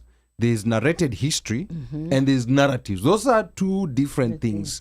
Yeah, two different things. For example, like Raila hates Kikuyus. That is a narrative. That is not narrated history. That's a narrative. Yeah. It's an urban legend. Yeah, it's a narrative, but those narratives tend to become sticky. They tend to become sticky. The politics, the tribal politics is terrible in Kenya. But I think we will get to that part whereby we talk about the Gen Z. Yes, and the effect yes, we're going to get there shortly. Yeah. And then Gerald Oliech is saying Raila was aware that Moi had mechanisms to not allow him to come into power. Kibaki was the bridge to pave the way for Raila. And then Kenyanjui is asking, now that Raila wasn't planning to run in 27, do you think this marks the end of political dynasties in Kenya, or are they just regrouping under new faces? I don't think political dynasties will ever come to an end in Kenya. That's okay. What are we turning as a political dynasty? So Gideon, Raila. Gideon is repositioning himself. Raila is no more. Ruto Raila is a and dynasty. Ruto is a dynasty. The only two. Ruto and Uhuru. Forget Gideon. No, but Gideon. But the Gideon, dynasty is the Moi Because, dynasty. according that's what he's talking about. yeah, right? according Is there a Moi dynasty according really to- right now? Because No. if Gideon is coming back, then that would be a Moi Gideon is dynasty. no, according I don't know how to effective according it's to gonna Kasongo, Yes. dynasties would have be. been And Raila, Raila, Uhuru, and Uhuru. Kibaki, Uh-huh. and Uhuru. Uhuru. Let Those me are the tell you dynasties. something. Dynasties. Be- According just to him. because- according just to Ruto. because, Yes. just because old dynasties are dying doesn't mean new ones can't come in. Dynasties are not leaving Kenya anytime soon. Vile mtu amesema hapo huo Ruto ni dynasty. He is a dynasty. No, he is a dynasty. Right? Yeah. And then For now. let's see for now. Let's look around, right? Everybody who's in politics in Kenya is grooming a certain child of theirs to be a politician. That's a guarantee. Hiyo ni kawaida. Kila familia iko kwa siasa kuna mtoto wangu anagurumiwa kwa mtu wa siasa. Except Raila. Right? Yeah. Raila. Except Raila, yes. Hapana. Kwa sababu- Raila but- kuna msichana no. wake and Who people did he are saying- groom? But no, tuangalie kitu moja. Winnie. Winnie is a politician. No, he is a politician. He's actually Yeah, he's actually a member of Yes. parliament Yes. in And Yala, Yeah, people East yeah. African Legislative Assembly. And Yes. people are saying, Yeah. watch the space. Yeah, Really? Winnie is a Really? politician. By the way, watch It that was space. actually Yeah. Fidel and Rosie, and Rosie got sick, and Fidel passed away. Yeah. Oh, Yeah. Then Winnie came in. And then, Yeah. and then if you've never realized, the freedom fighter in that family is Junior. Mshaona vitu Junior tweet. Junior ni yeah. radical. Hey, by the way, Junior is a rogue. Ye waga na bunduki ingine, ye Yeah. waga na toaga Junior ni black sheep. Yeah, Junior is No, rogue. si black sheep. Yeah, Junior yeah. is just for Junior ni babake. Like Junior is who he was named after. Correct. He's a radical. Hiyo fikiria Correct. kivi yake. Yeah. Right? At So what the Junior thing is is there is nothing like dynasties are not ending I in know Kenya Junior is anytime last- soon. Tuache kujidanganya ati dynasties zinaisha. Okay. What we are not Okay. going to have in Kenya, we are not going to have politicians who have such a hold. Maybe there's somebody who's coming in the younger generation. You can never say I'll go never. with Mick on that. But right now, There's no pull. a majority of politicians in that august house owe their careers to Raila, Yes. either through hanging on his tailcoats Mhm. or through abusing him. Yes, those two, and those two are the ones who are going to Yes, suffer the most. Anna, you had a question. I wondered, okay, and maybe I'm ahead of the game. Why didn't Kibaki say Raila tosha? Mbona hakurudisha mkono? I've always wondered why. Kibaki, Kibaki, like Kibaki history has been very kind to him, and I know some people are gonna be mad at me for saying this. History has been very kind to Kibaki because when you're between two dwarfs, you look like a giant. Hata kama wewe ni Eskimo.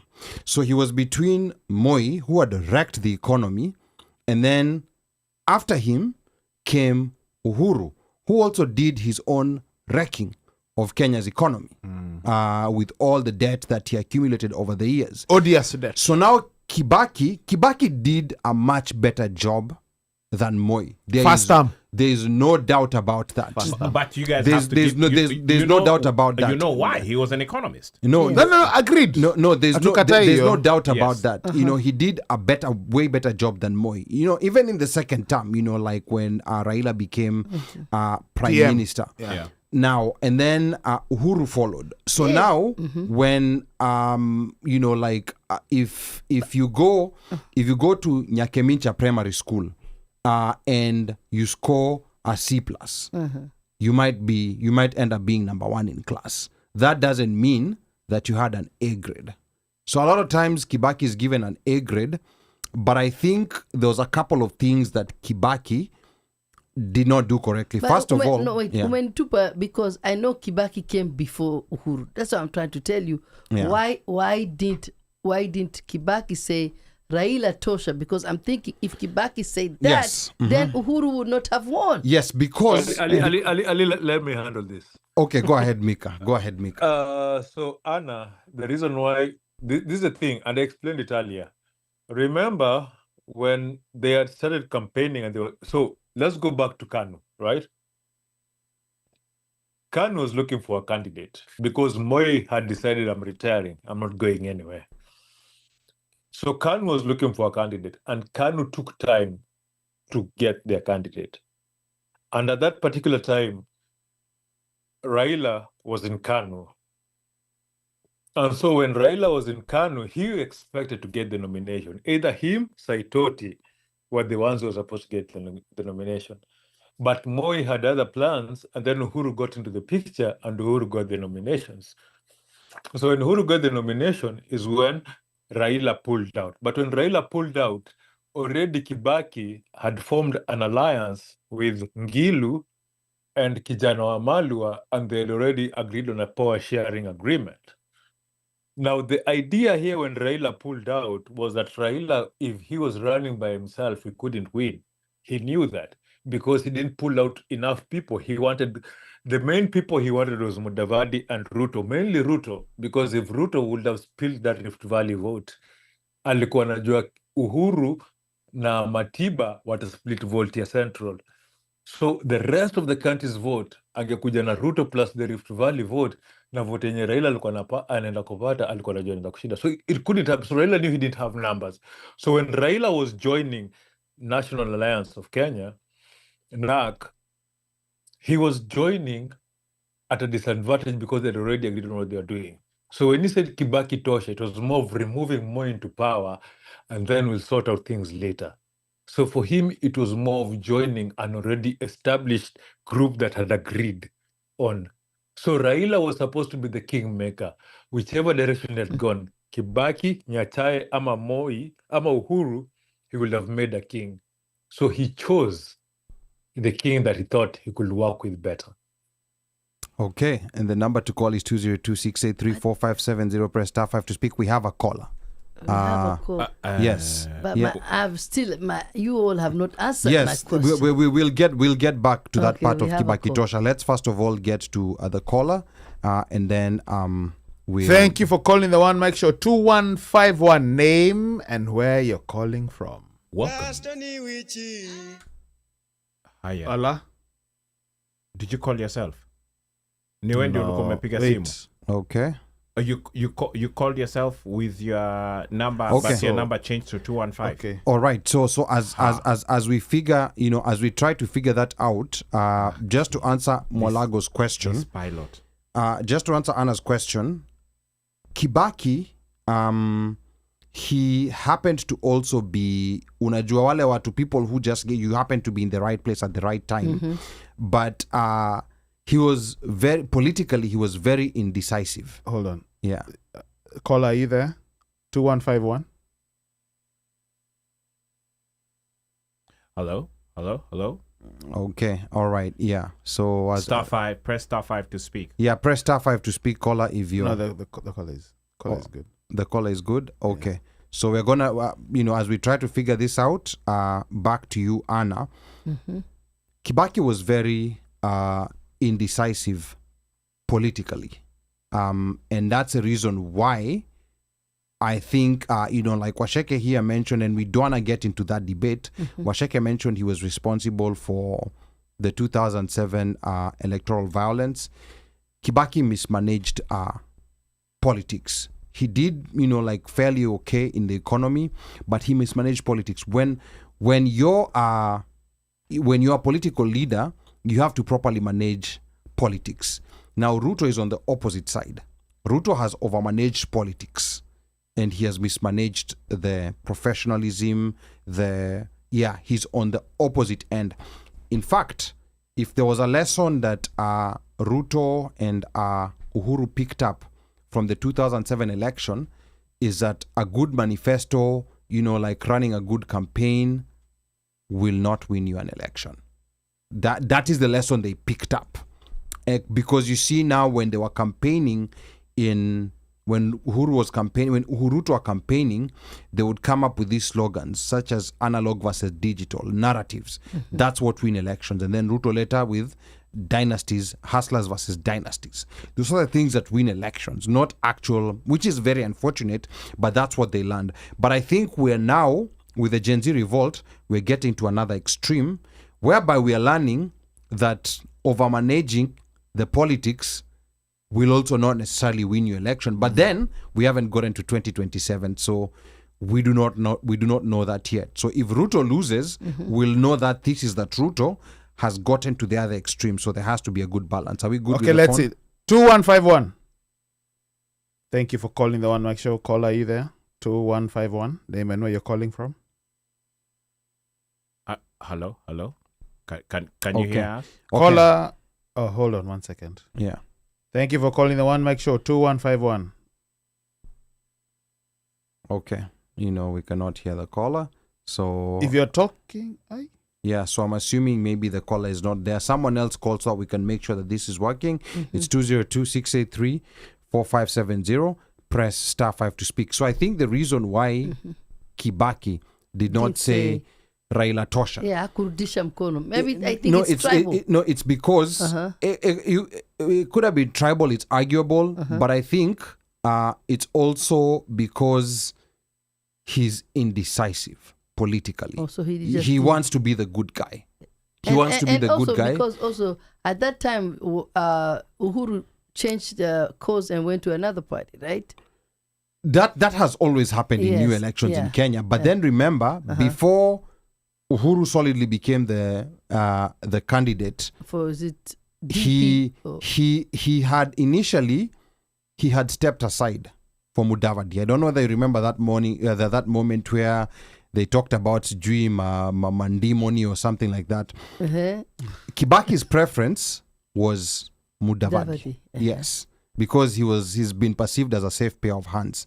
Mudavadi is one of those guys, for lack of a better description, unaweza mwacha kuchungie hata sosi. Yeah. 2151, are you still there? Hata sikumaliza. Yeah. I'm wondering why this thing. Let's continue with where we're supposed to be. So that's right there. But then it's a safe house. Yeah, he's a safe pair of hands. So and you see, like, the way Uhuru is very decisive in who he's supporting, even despite the fact that he's a former president. Yes. So Kibaki was a bit different. He was a bit timid. So when it came to the politics. So Mudavadi ikaendaje? No, Mudavadi, I think Uhuru went back. Murima said no. Yeah, Murima, I think. In fact, at that point, Murima started saying, if you make this mistake, all the votes are going to go to Bondo. By the way, to me lose sight. Yeah. Because Anna asked a question, and that's the reason why we had to get back to it. But again, number to call is 202-683-4570. Press *5 to speak. And I want to remind the listeners that I'm your co-host Ali Badawi. Tonight we are paying tribute to Right Honorable Raila Odinga, who passed on earlier this week while undergoing treatment in India. Tomorrow, Saturday the 18th, the Kenyan embassy in DC is holding a tribute for Baba to all those in the DMV area. We're now shifting gears from his rise to his resistance. How the same man who united millions also became one of the most misunderstood and even demonized figures in our political history. Why did sections of central Kenya fear or mistrust him for decades? Was it really about who Raila was or about what he represented to power? Want you to stay tuned for that. Again, the number is 202-683-4570. Press *5 to speak. So I think we are at that point where we want to know why Raila was so demonized, especially in central Kenya. But before that, because I want to engage Mike on this a little bit. Before that, let me maybe, there's been quite a number of comments. Read the comments while we try to sort out this phone thing. Coming in here. Yeah, kama phone haifanyi kazi ni sawa. But maybe let's wait for another person to call. It could be the other side. Callers are there. Oh, so they're callers. Okay. Yeah, let's the callers are there. Okay, let's try another caller and see maybe if it's the phone or if it's 6251. Thank you for calling the OneMic Show. Are you there? 6251. Press *5 to speak. Okay. Okay, I think maybe our line. Okay. Okay, I think maybe there's Mika, maybe from your side, kama unaweza kutupigia, try calling us and let's see if that is gonna work. 202-683-4570. Press *5 to speak. Okay, so hapa Chief Luya alikuwa anasema mambo Kenyan politics. Ali Badawi, you have it. I have learned a lot. Mika, si hata ongea juu yangu MCA mtarajiwa wa Busia. And then Awora anasema niko mbali yawa. I can see who else is here. Kenyanjui saying Unomai correctly asking the question I posed. Is there anyone in Raila's family to watch? That's a question here. Raila passed the baton to Winnie Odinga. And then Filaruma anasema Junior anaweza. Sally Jones. I can see Kenyanjui also saying Ali, you're opening the door to arguments when you start editorializing Kibaki's record. Stop shifting goalposts. You keep saying we're not arguing tonight, but then you present a narrative that Kibaki only appeared to shine because he came under Moyo Uhuru. Let's be real. We can objectively show that he was one of the greatest presidents of Kenyan history. Yes, and I agree with you. You know, like if you're in between people who are... Welcome to the OneMic Show, where we do... Yeah, so if you're in between people who are 4 feet tall and you're 5 feet, you're of course the tallest. There's no argument about that. Yeah, so there's no doubt about that. You know, like I honestly think, you know, like Kenya could be in a much better place. You know, I mean, of course, Moi ruined the economy in his 24 years. Then Uhuru did what he did, and then now Ruto is taking us even to a far worse place. Yeah. So we have. So we are good with the phone. Yeah. Let's 2151. 2151. Thank you for calling the OneMic Show. Are you there? So I think maybe 2151 might have 2151. Okay. Are you there? Can you hear us? They mute themselves. Yeah. I'm there. Okay. I'm there. Okay. I can hear you. Okay. Talk to us. Sorry about that. Tell us your name and where you're calling from, and talk to us. Okay. Name is Eric. Now, I had asked a question Where are you calling from? Said, why Raila said Kibaki Tosha. And in my opinion, I think they realized that if they did not support Kibaki, the Mulima vote would have gone to Moi through Uhuru. So the smart thing for them to do to garner the Mlima vote was to say Kibaki Tosha, because they needed the Mlima vote to defeat Moi. Okay, all right, good answer. And what are your thoughts on the passing of Raila Odinga? You know, like any tribute for him? I mean, it's a loss to his supporters. I mean, not every Kenya is a Raila supporter. Like the media outlets are making it sound as if Raila did not have opposition in Kenya. He had a lot of opposition, especially from Mount Kenya. And I think it will be smart for us to acknowledge that. But I understand it's a time of mourning and people don't want to say negative things about Raila. But the bottom line is he had a lot of opposition, especially from Mount Kenya. And that's why, if you notice, a lot of Mlima people are kind of sitting in the background and they're kind of sitting this out and let the whole thing play itself out. And then after he's buried and after things go back to normal, you start hearing Mlima people say what they thought or how they felt about Raila. But at this moment, they're just, letting the mourning go on without controversy. Okay. All right. Fair enough. On a personal note, I don't usually say rest in peace because honestly, I don't know what that means. So, rest well, Mr. Bwana Raila, rest well. Okay. Thank you. Yeah. Thank you so much, Eric. Asante sana. Now we still have another caller? Oh, yes, we have. Let's see here. 0045. Thank you for calling the OneMic Show. 0045. Name and where you're calling from. This is Steven O'Cock calling from Colorado. All right, Steven, talk to us. You sound like you're in the slope somewhere. And say I'm still in mourning. I'm in mourning. Oh, sorry. I'm in mourning for Baba, and I know that this is a segment of the show that that you just you've talked. I know you're about to talk about why this hate for Baba, but at the same time, when I was up through the night watching the events at Nyayo National Stadium, something really caught my eye. There was a guy from Kaleland, an old man, and the guy was in tears, talking about Baba and what he meant. And so, I think what tends to happen is, generally speaking, is that the voices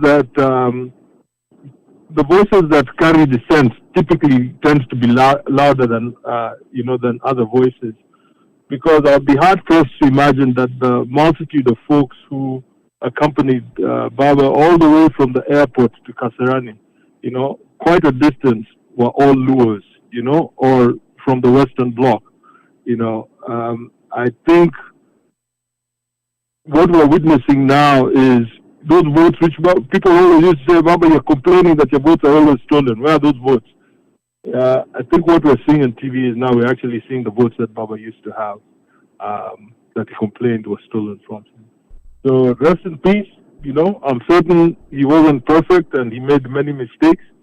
But what he showed is that, you can compromise and you can seek the better good for the country. And I think that is the reason why people are, pretty sad to have lost someone like that. And his demise comes at a very critical moment, a year and a half to election time. Mm-hmm. It's going to be quite interesting to see, the political dynamics, because as you guys have mentioned, there's no longer that coat tail to hang on. And there's no longer, somebody who can handle that power broking. So it'll be interesting times for us. But my hope is that peace can prevail. My hope also is that, as the Buddha said, Baba was tear-gassed enough.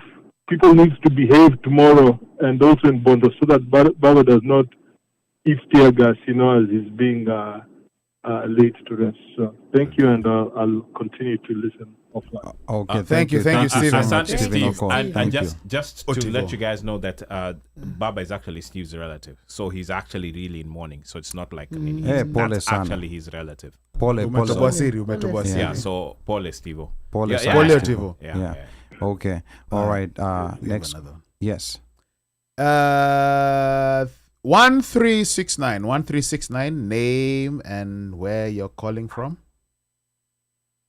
Hi, everyone. This is Laureen Wanyere from Houston, Texas. Laureen. Maureen Wanyere? Laureen. Tena anataka Laureen with the L. Laureen mwenyewe. Anasema nifanye poem. Mnapiga nifanye poem aliuliza swali basi. Tafadhali Mdavida, nilikuwa nisalimie Ana nimwambie kwa Sinda lakini ni usiku. That's the best I know in Kitaita. Tunasema tulikuwa Sinda mana. Bado tulikuwa Sinda mana. Kwa sababu bado umeshinda. Sinda mana.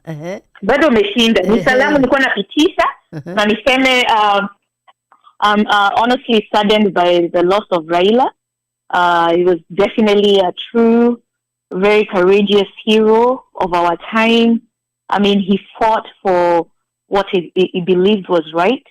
And I will say, on behalf of watu wengine wa Mulima, I don't think it's okay to categorize everybody from the mountainside, because wengine wetu tuko upande wa mountainside. Tunaonanga Mount Kenya ndio ile pale baby tukiwa nyumbani. But anyway, I was going to say some of us do support him. Maybe not agree with everything alisema, but the courage, I mean, he leaves behind a legacy. Everything that he did, I mean, you guys have talked about it all in this show. Mimi nilikuwa naona ni kama niko kwa history class. But thank you guys for highlighting all the good. I think no matter what side anyone was in, whether you supported him or not, we cannot fail to recognize his character. His character was one to really emulate. You know, he never gave up. He was always fighting for what he believed was right. So whether when you are Mulima to a Mulima, I think at the end of the day, honestly, we have lost a true hero in Kenya. Hata Obama ameandika tribute yake hapo. Tells you something. Mpaka hata Obama amerecognize and other leaders. Obamizi. And then I was like, Obama, sorry, my bad. I didn't mean to interrupt. Continue.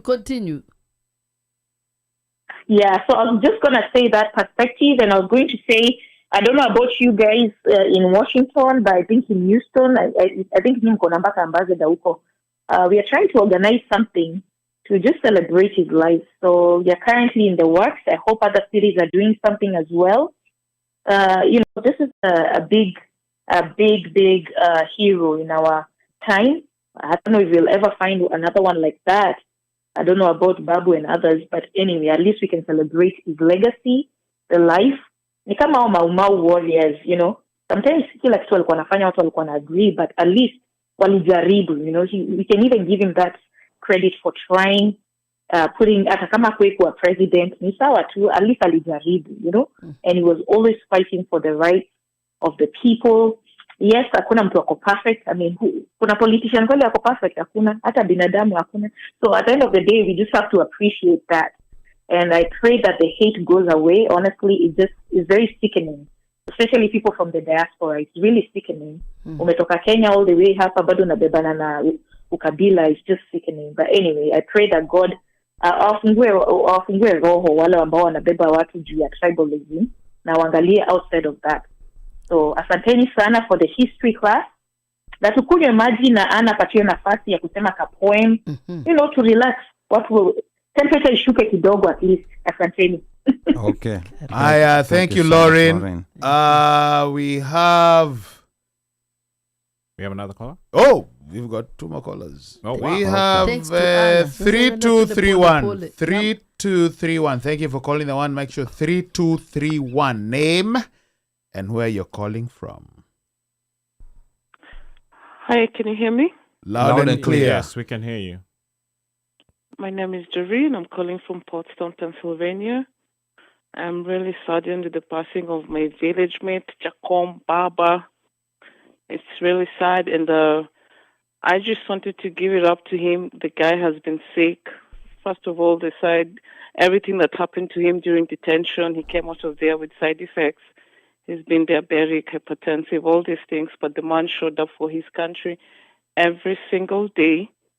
And people just didn't realize, even when he missed a day, everyone is like, where's Baba? Where's Baba? Nobody ever realized this man is a human being. And some days he could be sick, and he showed up to the very end. So we have to give it up to him. He made his mistakes. But at the end of the day, he gave it all, and I will miss him.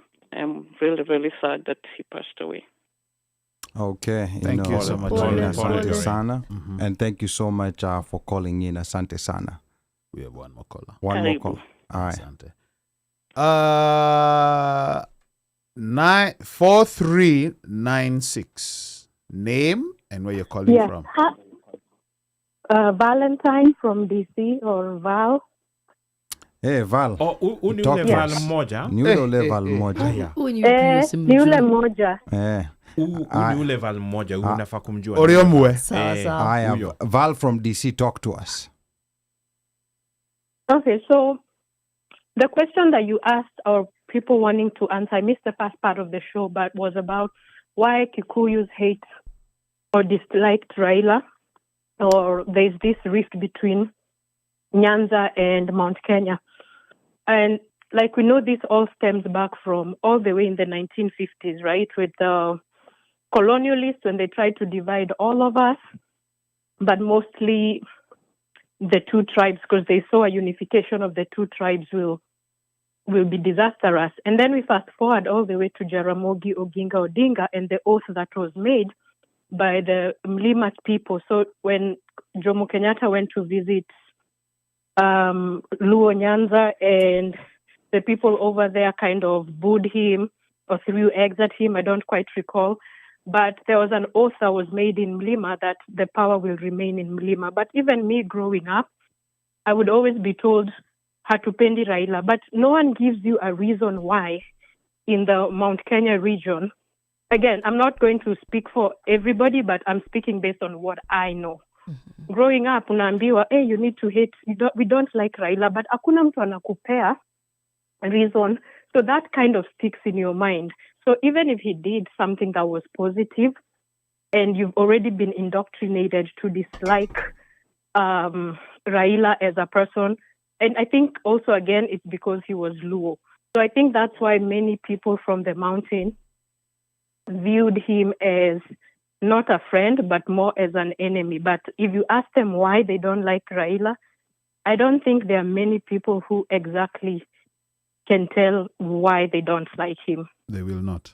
In my opinion. So Val, some reasons that come up, especially back in the days when I used to engage in duels on social media with people who would bring arguments. One of the reasons they would say is that, this guy, he's a lord of party. Like he was MP Langata, and people in Kibra are still poor until today. So that's one string of reasoning that's brought up. Another string of reasoning that's brought up is that he's gonna destroy all our businesses. That also comes up a lot, but of course with no evidence to back it up. So, but Val, I'm wondering, with his death, do you see maybe a soberness and a calmness coming in, and people realizing that hizi zilikuwa ni hekaya za Bunwasi na visa vya Alfulela Ulela, or is it still gonna remain the same, Val? Honestly, I don't know, but just to backtrack a little bit. So with the idea or the notion that he was gonna destroy businesses, most of Raila's close of powerful friends were Kikuyu business people, SK Masharia. What's this name? Jimmy Wanjege, right? I don't remember all of them, but he had friends. Even his lawyer, one of his most trusted lawyer, was a Kikuyu. So so I think it's just the propaganda that he was going to destroy the businesses. So if he was going to destroy businesses, why would he align himself with businessmen like of that caliber? But in terms of shaping the narrative, I don't know. Like for me, it's bittersweet. obviously, as a young person, and what happened last year when we needed him to be with us, he decided to join a government that was killing us. You know, it's hard to overlook that. But at the same time, obviously, we cannot forget that he is one of the few politicians in Kenya, or even the only politician in Kenya who had an ideology compared to other politicians of now. The politicians of now barely talk about reforms, constitution, democracy, social justice, but he did. So in terms of ideology shaping, I don't think I don't see how, especially with the political climate right now, I think that is something that the country would have to, or we would have to really search ourselves and find a way in which we can shape the ideologies of our country, since we don't have anyone standing up who has, like, hata sisi wenye tunasema Ruto must go, yeah, we don't want corruption, we don't want this, but what are those ideologies? Are we looking at socialism? Are we looking at capitalism? Are we looking at communism? Are we looking at Marxism? What ideologies do we have to shape our country? But also at the same time, I feel like this is a time for all of us to reflect, especially people who want to continue in this revolution, to realize if Baba was fought for all these things, how comes in the end he decided to join this government? Does that mean we can get to that point where we've achieved or we fought for democracy, human rights, and all these things, but at the end of the day, alienate ourselves and mix with the enemy? And if so, why are we doing it?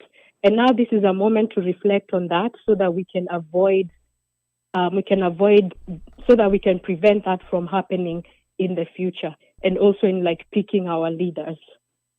Wow, So, Val, that is all. Oh, thank Yeah. you so much, Val. That is so amazing. And again, I don't know, you might already know this, like there's a tribute for Baba tomorrow at the embassy at 3 p.m. Kama una nafasi unaweza kupitia hapo, and anyone else who's in DC. But Val, thank you so much.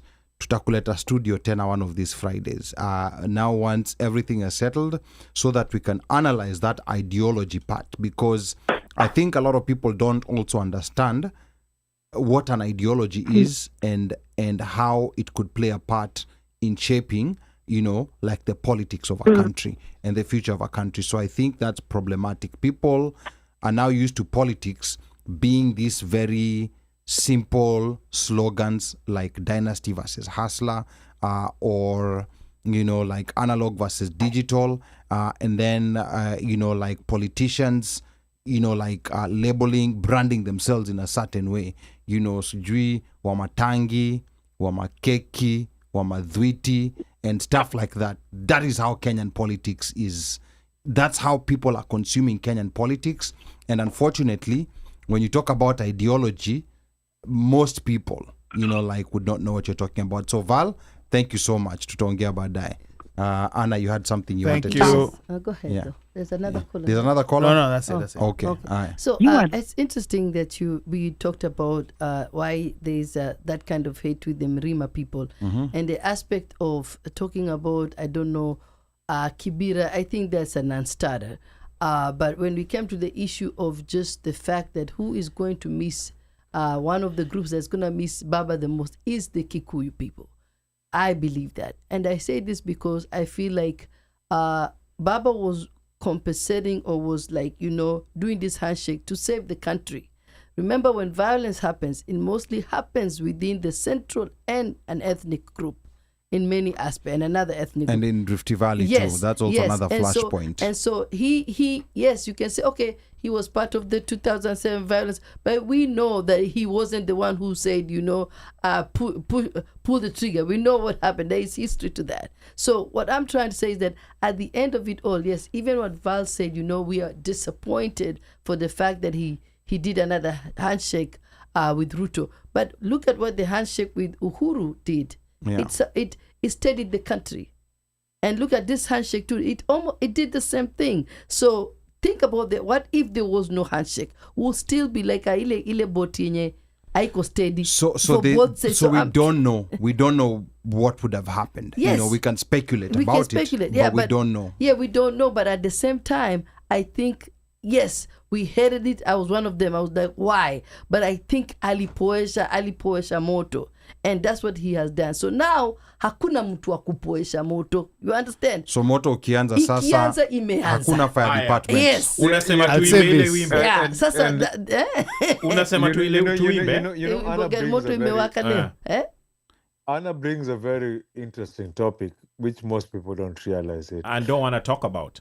Yeah, because let's look at it in this way. When he signed a handshake with Uhuru, he saved Uhuru from impeachment. Right? Ruto was gunning for that. Like Uhuru will not have finished that second term. It was known Ruto was going for that. Ruto was gunning because Uhuru had a radical parliament that his deputy had taken over, and he was just they were not seeing eye to eye. This second handshake was again another fight between a president and his deputy. Now, we do not know where it will have gone, but come to think about it, two people in power, in government, they have support in different aspects of that government. When they clash, how will it end? Remember, these people have control in the legislature, the judiciary, the military, and they're both in the executive. They have people in their own corners. So I'm still mad about that handshake that happened a few years ago. But then as days go by, I still think about it. What happens when a president and his deputy fight? And the fight plays out to the end. So, remember, Baba saved Uhuru from impeachment, but Baba helped Ruto to impeach Gachagua. Yes.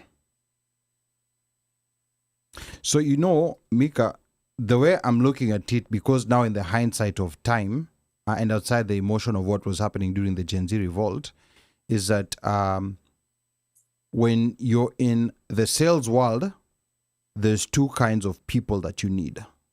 You need, like salespeople or maybe like account managers and account executives. These ones are focused on day-to-day stuff. Are we going towards meeting the quarterly goal? Sasa hivi, right now. And then you have the strategists who are looking at the bigger picture. They're not necessarily looking at day-to-day, but they're looking at the bigger picture. Like, for example, AI is coming in and it's having more influence than search engine optimization at Google. How do we prepare? Like what assets do we need? So sometimes they may suggest things that sound very weird. They may suggest big spending on a very expensive training program, which wale watu wa day to day wakiangalia, maybe the accountants, they're like, this doesn't make sense. Our salespeople, they're bringing in the revenue right now, but this guy is looking 5 years from now. Are we still going to be able to be making, like these sales quarters, or do we need to prepare for something now to be able to do this? I personally think Baba, that's how he would look at things. He would look at things like, for example, going back to 2007, like we can all go gung-ho and say we do not want any agreement. We won this election, but what will the outcome be? And we have examples in African countries where we've seen bad outcomes because of leaders not agreeing. We have newly independent nation, South Sudan. It's degenerated into something else. Chaos. We have Somali. Yes, we have Somalia right next. Ungovernable. Next door to us has become ungovernable. Yes. We have the Democratic Republic of Congo. Yes. We have so many examples. I mean, not to say that we surely knew what would have happened had Baba not supported Ruto. But then again, we also don't know how things would have turned out. I think really looking at it in using my spiritual lens, I think Baba really calmed the waters in so many aspects. And I really think that, let's look at it this way. When even Val was talking about ideology, remember Orange and Banana? Yeah. Who was the president that time? Kibaki was the president. Kibaki was the which did Orange win or didn't it win? Orange won. Yeah. And Kibaki was Banana. So you understand that there was the importance of Raila with his ideology, and it was that was the issue of the constitution, right? But it was the first draft which they did not like. But to provide context to what you were saying, when it came to that Orange versus Banana, the constitution, the way it had been drafted, stories are that Amos Wako had his own draft. Yeah. The government had their own draft. And that draft was actually going to disenfranchise very many communities, underserved and disadvantaged, the walemavu, there was a lot. Raila came up and said, no, this is not right. Yes. And that is why he took on he said, no, tutapinga hii kitu. Akachukua chungwa. And that and that I learned that from that young man, Joroge Mungai. Yeah. The one who was on Obina's show. Yes. Yeah. His one was edumacating us because he provided context, and I'm like, okay, this is interesting.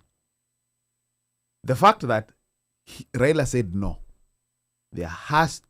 the constitution you have to, because it was the Amos Wako draft. It was the Wako draft, yeah. Wako draft. Yeah. Wako draft alikuwa anajaribu kutunyandua from all sides. Raila akasema no chance. You know something, Uno? What most people don't realize, because I will tell you something. During the 2005, mi nilikuwa uni Kenya. And that is when we engaged with these politicians and they sat down with us. And I will tell you the truth. Tulikuwa tunaambiwa na watu wa Banana, kila vota unaingiza kwa basi ya kavotu unakula thao. Thao ni yako. Unafaa kumpea thao. Mpati thao unampea so mbili. Unabaki na 800. Unaona?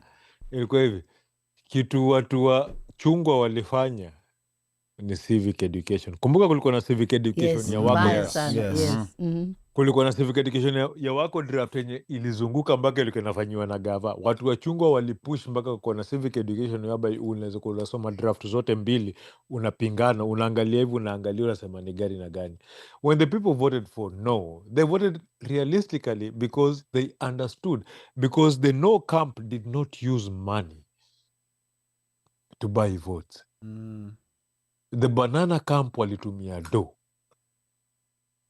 kutrai kuget watu wa vote hiyo nini. But the no camp ilikuwa kuongea na watu na kuambia watu ukweli. Hii constitution inafanya hivi. Na watu wakaambiwa vile shamba zao zinaenda. Which is happening right now with the bill this guy signed juzi. Right? Because one of the main reasons that helped no was land. Ancestral land. Because kama shamba imekuwa kwa familia yenu, hata kama ni ndogo ni eka 2, ni yenu. Mtu afai kuja kuwanyang'anya. Ati jugava inafaa kuongeza sijui nini, afai kuja kuwanyang'anya shamba yenu. Hiyo ni yenu. So there were things in that draft, that the Wako draft, that were not working at all. And so because they couldn't take the Bomas draft, and that was what Baba was pushing for, and Baba said one thing, hata mimi si push for Bomas draft, na push tukae chini tuongee tena tuandike constitution nyingine basi between the Bomas draft na Wako draft, but we need to do something that, because the Wako draft was just taking what was originally planned by Moi. Kumbuka pia Moi alikuwa anataka kuchange constitution na kuja na kitu yake ya kijinga yenye anajaribu kufanya. So Wako draft ilikuwa inachukua hiyo inaipaka tu makeup. Yeah, so while the Bomas draft ilikuwa inaitoa yote. So that is why we had to go to the, when was it, Ali? Was it 2010 is when the new constitution was passed. Yeah, that's when there was the promulgation of the new constitution. So Ali, that just goes to say Baba's contribution. Tungekuwa wapi kama si yeye alisema Orange. So you see, so I've wanted us to do, like a quick analysis. If Baba did not exist, like where would Kenyan politics be? Let's just take him off and let's reverse engineer back to 1997, where, of course, he's not running for president. So Moi wins by an overwhelming majority. And then there's no NDP KANU merger. So there's no Trojan horse inside KANU to break it. So KANU remains strong. So 2002, KANU is still a strong party. KANU wins election because there's no Kibaki Tosha moment. So we go after 2002. Remember, Raila is not there. So chances are, even this talk about because it's KANU in power. Yeah. So KANU, a new constitution, Hakuna story. it's oil and that. water. Yes. That's not even part of the discussion. So now, so it's not there. There will be no new constitution. So there will be no new constitution. Yes. Yeah. So now, so imagine. So hakuna dual citizenship? There's exactly. No dual I like your thinking. I like your thinking. There's no dual citizenship. There's no buying buloti. Yeah, there's no revolution. Devolution. Mambo ya county hakuna. No, hakuna county. CDF. Zero. There's no CDF. Yeah. Just checking. Naive voting. Gone. No, there's no dual citizenship. You're talking about voting. No, but there's no dual citizenship, but that means that there's also no voting. There's no health. Remember, voting was there's no health the new constitution, right? Yeah, voting is but there's no new constitution. So why are we talking voting when there's no new constitution? But that's the same way that I was also saying that there is no dual citizenship. Yes, there's no dual citizenship. Yeah, no devolution. No devolution. No CDF. Yes. No healthcare insurance. No healthcare insurance. Unasikia hivyo ndo nani anasema? Yeah.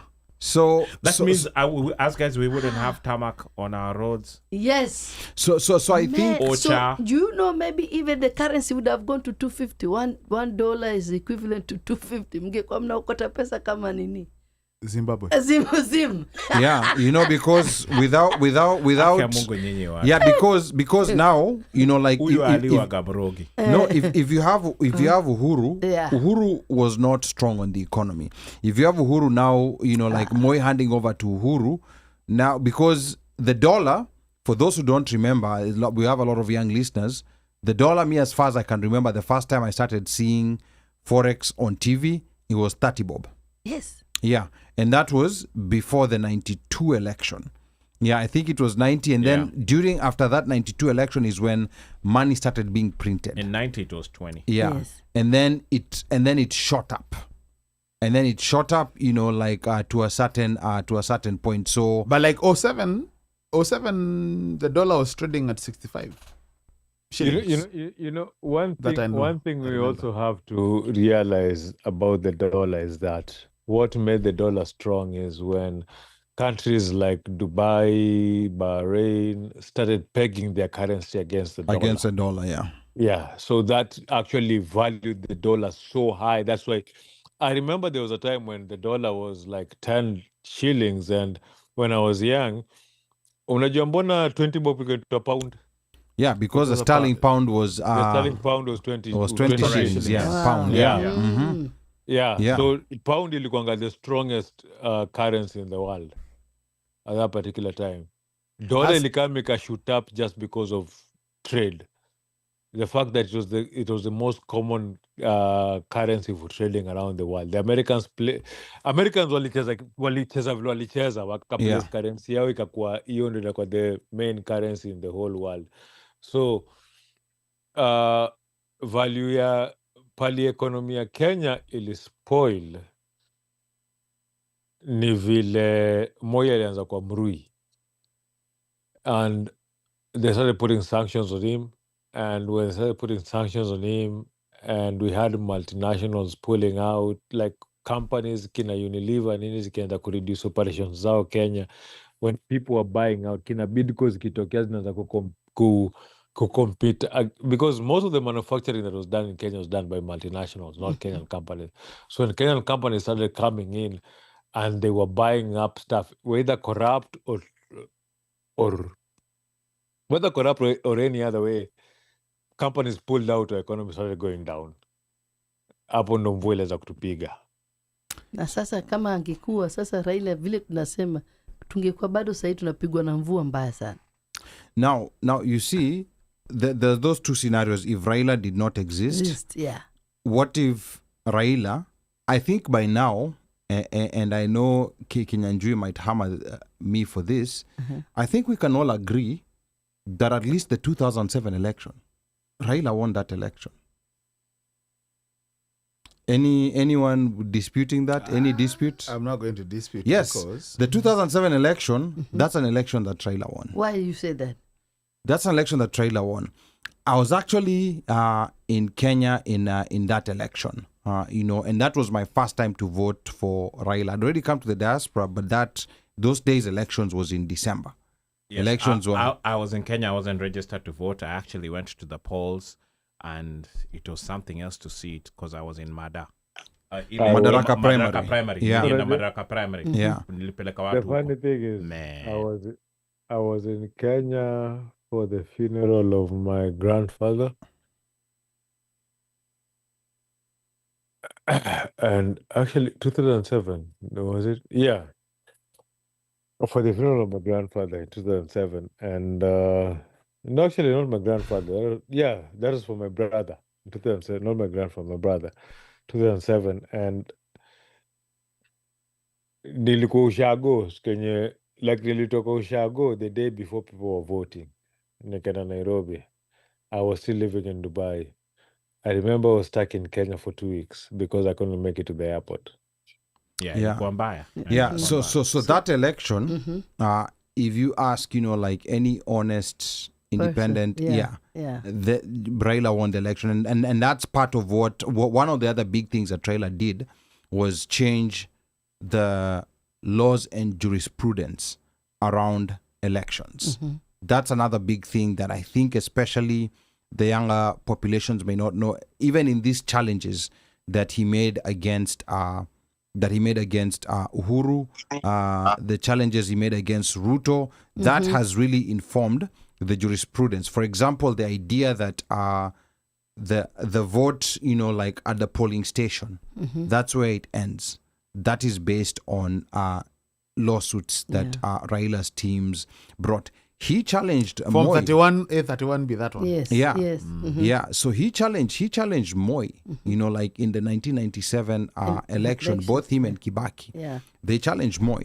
So that's another big thing that that we can give him some credit for. Of course, there's other people who've also been working on these things, but he's been a big part of that. So now, and just to add on what you've been talking about, if he wasn't there, now you can see the relevance of him being there to the fact that when now Uhuru got into problems, he had to go and seek Raila. Yes. And Ruto has done the same thing. He's done the same thing. So therefore you should, I was thinking about it when I was driving, I said, really they looked at Raila, these two leaders, Ruto and Uhuru, look at Raila as their father, if their godfather, somebody they needed to go to seek counsel.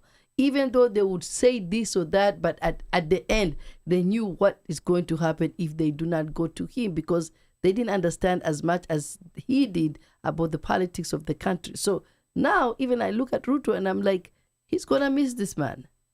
Because he will. I mean, because here he is a person who was steadying the boat or the ship and he's not there.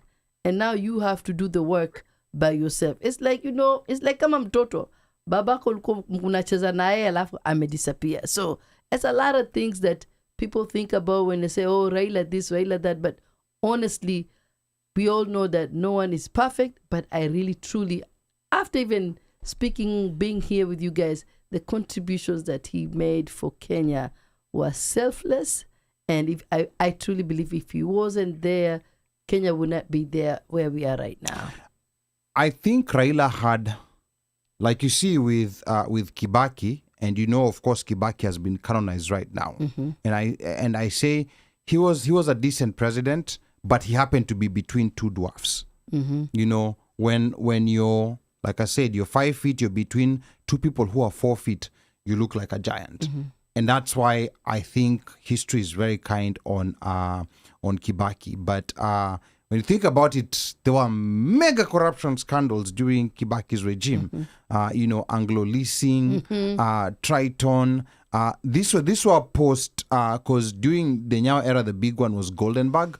But during the Kibaki era, there were some very big scandals, and I think that's when the idea of budgeting corruption also got cemented. So I think it's also important to look at this critically. We all love Kibaki, you know. Kuna Like, Jerusalem ukweli, that is when Wash ilianza. yes, that, you know, Wash, but Wash, you know, like completely took off. Sasa time ya Uhuru, but ilikuwa ishaanza time ya Kibaki, you know, And then, and with random people in Kenya like the Artur brothers. And there was I always some was going to random say that was the first time we actually saw mercenaries, like foreign foreign assets mercenaries. operating Yes. openly in the country. And guess who called out those foreign mercenaries? Raila. And then, so the thing is,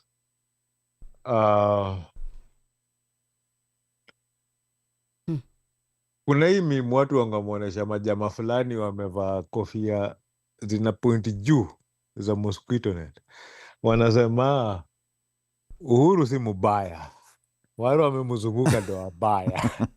Right? And I would say that's the thing with Kibaki. How I believe in Kibaki is his boys. Kina Murungaru. Daudi Mwiraria. Yeah. Hao ndo walitanish legacy yake. Yeah, so you see, the thing is, because I think Kibaki imagined he was a vice president for a very long time, so he did not have to do politics. He was Ministry of Finance, alikuwa ni makamu wa rais na pia waziri wa fedha, so he was working in the ministry and he never had to manage politics. So, and then he tried running, you know, like in 92, he did not win. 97, he didn't win. And then he won in 2002. But then he did not manage the politics right. And that's why, because I think he delegated that responsibility. He delegated responsibilities. And I can honestly, Mwiraria, Murungaru, Kiraitu, they let the guy down. Yes. So I think, you know, like that was part of the problem. But a lot of the things that took off time ya Uhuru Kenyatta, you know, like of course budgeted corruption, the mambo ya mercenaries, you know, like bringing foreign forces and a lot of other crazy wash. That's when, you know, like it started during, all these things started during Kibaki's time. So, if I may just bring back to Raila, there are two significant moments I remember when I was like, ujamani mkubwa. Do you remember when he had gone after, I don't know, I think it was the 2001 of the election, and he stayed in overseas for some time, and then the slogan was Baba while you are away. Yes. That thing went viral. Yeah. It went viral. People were just telling Baba while you are away. Baba while you are away. Oh, he was here. Oh, my God. That's the time when he was here. Yeah, he was here. He was here for a while. Harvard. Yes. Remember, that's the time when he was at Harvard. Yes. That thing was so, people were, I was like, wow. I mean, it was Twitter. Baba while you are away. And which year was that? Was that the time we met him in Boston? Yeah, that's when he went to Boston. Boston. Yeah, that's the time when we met him in Boston. It was 2013, 20... 20, no, it wasn't 2012. It was Uhuru was already president. It was Uhuru Ruto 1 or 2. Yeah, it was Uhuru Ruto 1. Yeah. It was, so it must have been 2013 or 2014. Somewhere around there. Yeah. Ndiye alikuja na hii kitabu. Then I think maybe it was shortly after that. Then it might have been shortly after that, because 2013. Because Nani was Jean Kamau was the chargé d'affaires. Was chargé d'affaires. That time, yeah. Yes. Okay. And then they flipped. Remember, Gava were not happy with them. Actually, it was 2014. It was 2014, yeah. 2014, because we went back to Boston. Yes. Last year. And they had been down for 10 years. They'd been down for 10 years. What, Boston? The dinner. Oh, yeah, that's correct. 10 years. Yes. Remember, after Raila hosted, that was it. Yes, that was it. And So, that was 14. yeah, and until the recent one that we went back. 2014. Yeah. It was 2014. Okay. Now, Skylar Roberts here is saying, I'm missing why you're comparing. So you're saying that Rao would have done better. I will very authoritatively say Rao would have done better than Kibaki. And I know, like people are going to come for me for this. And here's why. You have to understand there's a balance that Raila has that all these other leaders don't have. Uhuru and Ruto relied on politics too much. At least you'll give some credit to Uhuru. He has run some businesses successfully, so he had some people who had some understanding of how to run organizations. With Ruto, there's no such thing, like his riches have been made in politics. So all these people he's appointing, Kina Murkomen, and all these characters he's appointing. Remember at some point, Aisha Jumwa was Aisha Jumwa, for God's sake, was a cabinet secretary. So you see, there's a balance, and these people are on extremes. So like when you compare Kibaki and when you compare Ruto, they're on two extremes. So Kibaki, like he's a good manager, a good organizer, a good delegator. Very poor in managing politics. And that is why we had 2007 violence. Had Kibaki managed the politics the right way, 2000 violence would never have popped up. He would never have to be given a stolen election. 2007 election was stolen. On the other hand, Ruto realized that you can never win an election by just being a good economist, a good delegator, so he doubled down on the political side. He's on the other extreme. Now with the Gen Z revolt, and maybe we have to wait for 2027 if my thesis is going to be proved correct.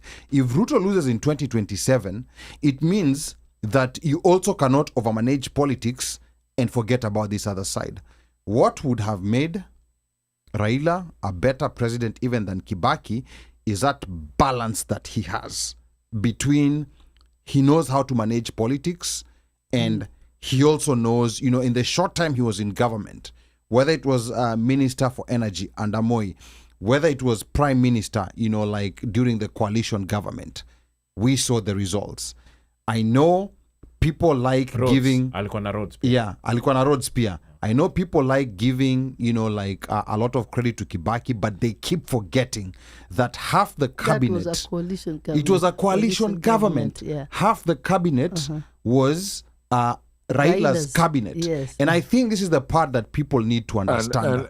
And actually, most people actually don't realize that the main person in that government was Anyang' Nyong'o in the Ministry of Planning. Yes.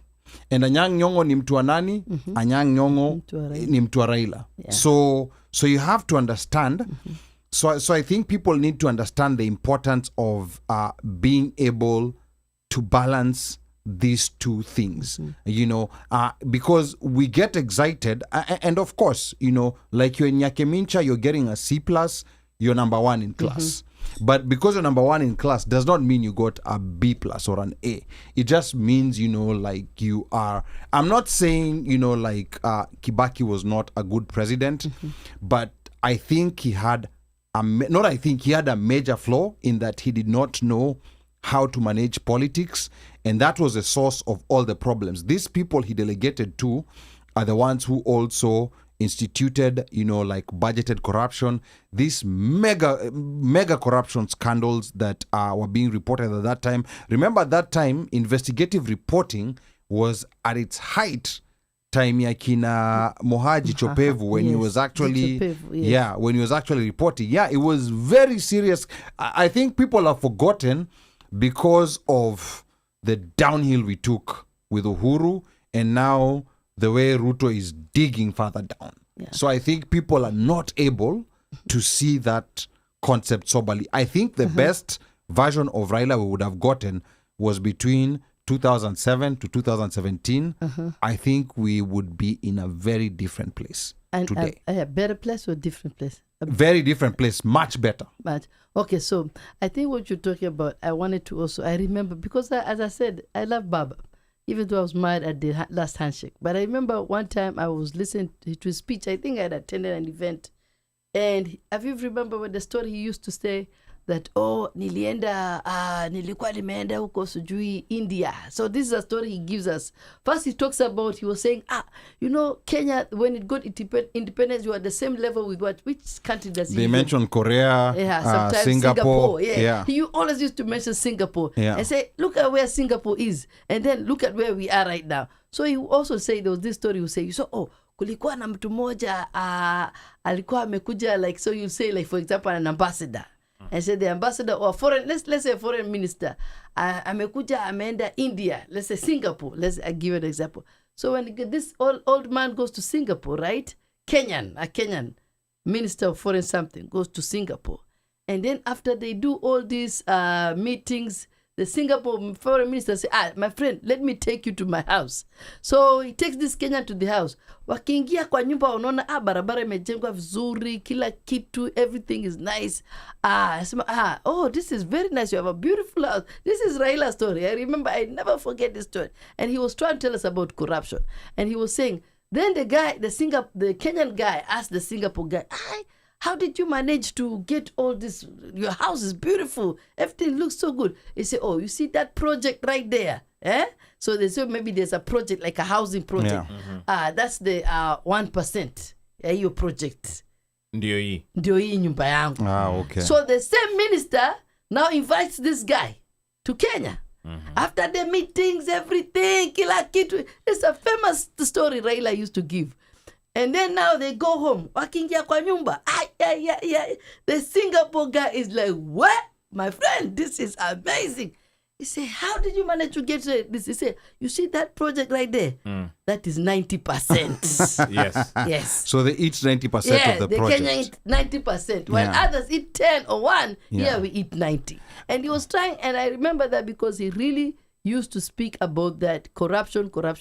So we can say whatever we need to say. We always, as I said, we can come here and say negative things about somebody. But please, let's not forget what this person did. And that's why, for me, I see that Raila was such an impactful person.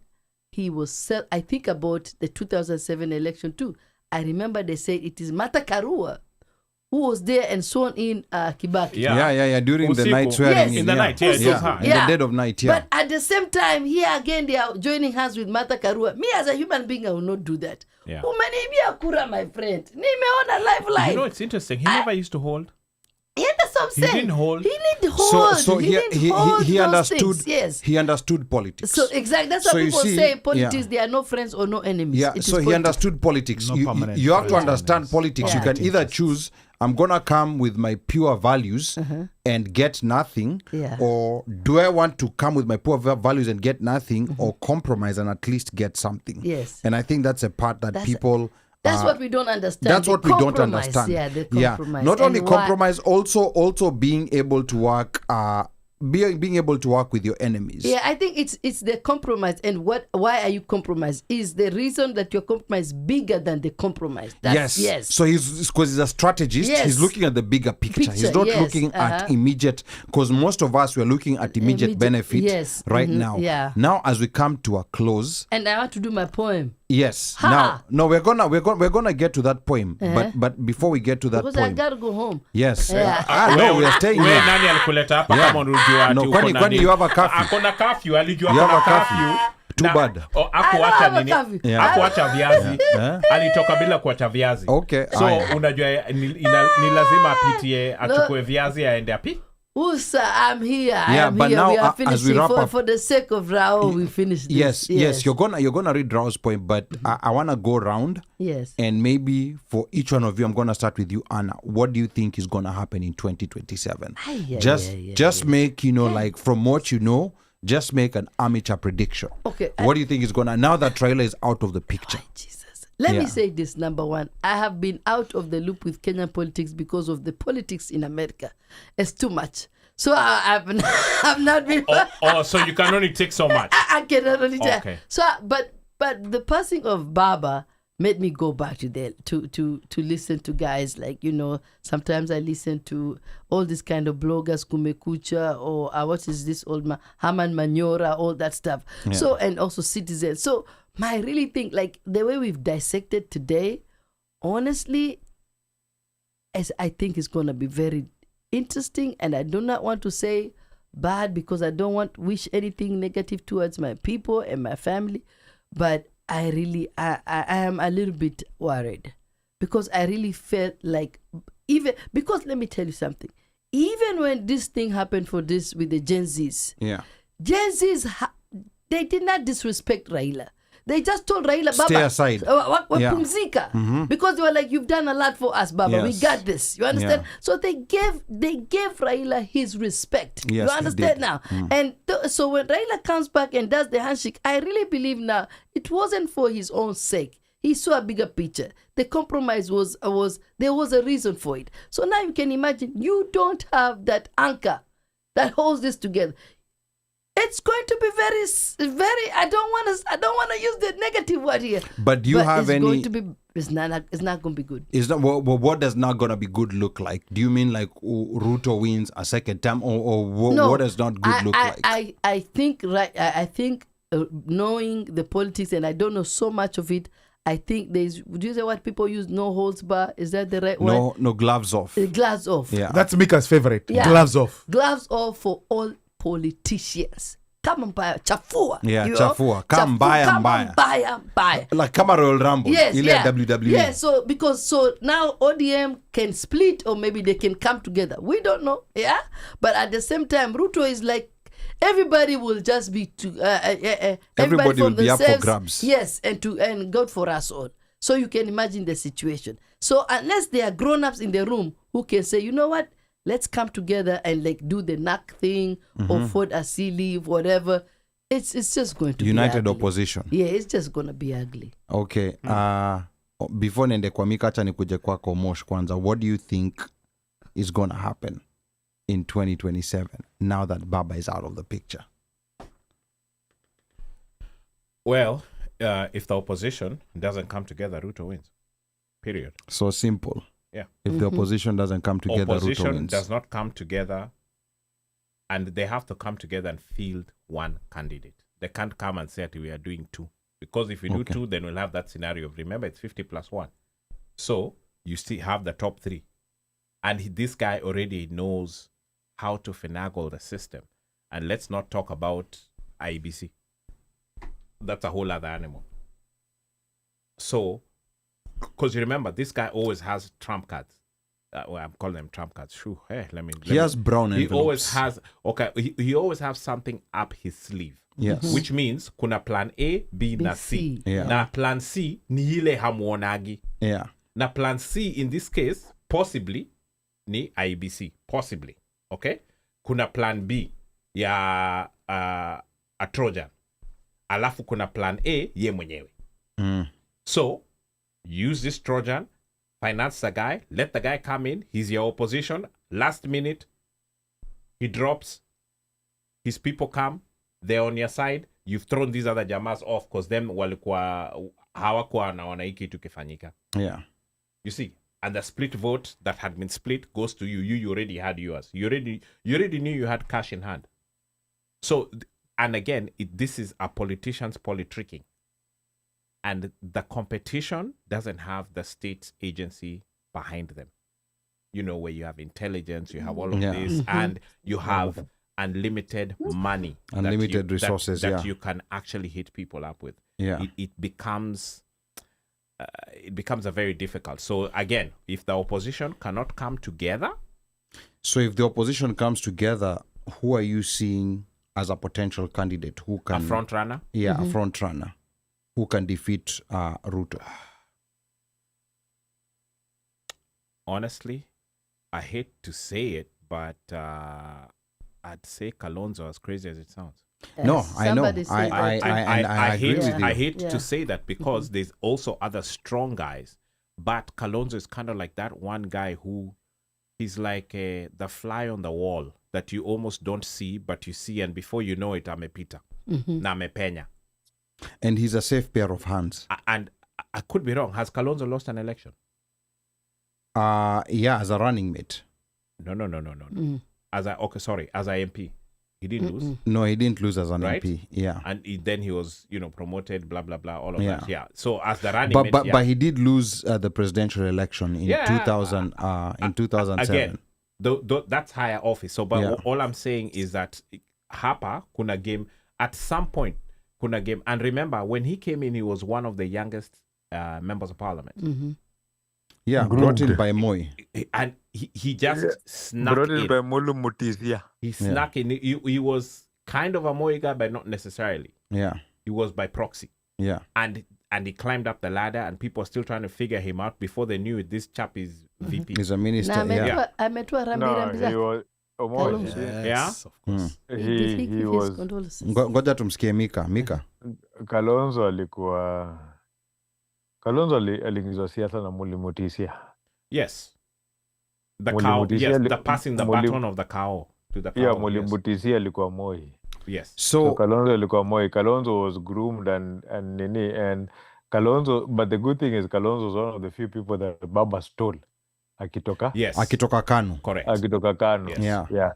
Yeah. Now, one thing that Omosho amesema ni Kalonzo ndo anaka kuharibi kwa nini right now in the country. Yes. Right now.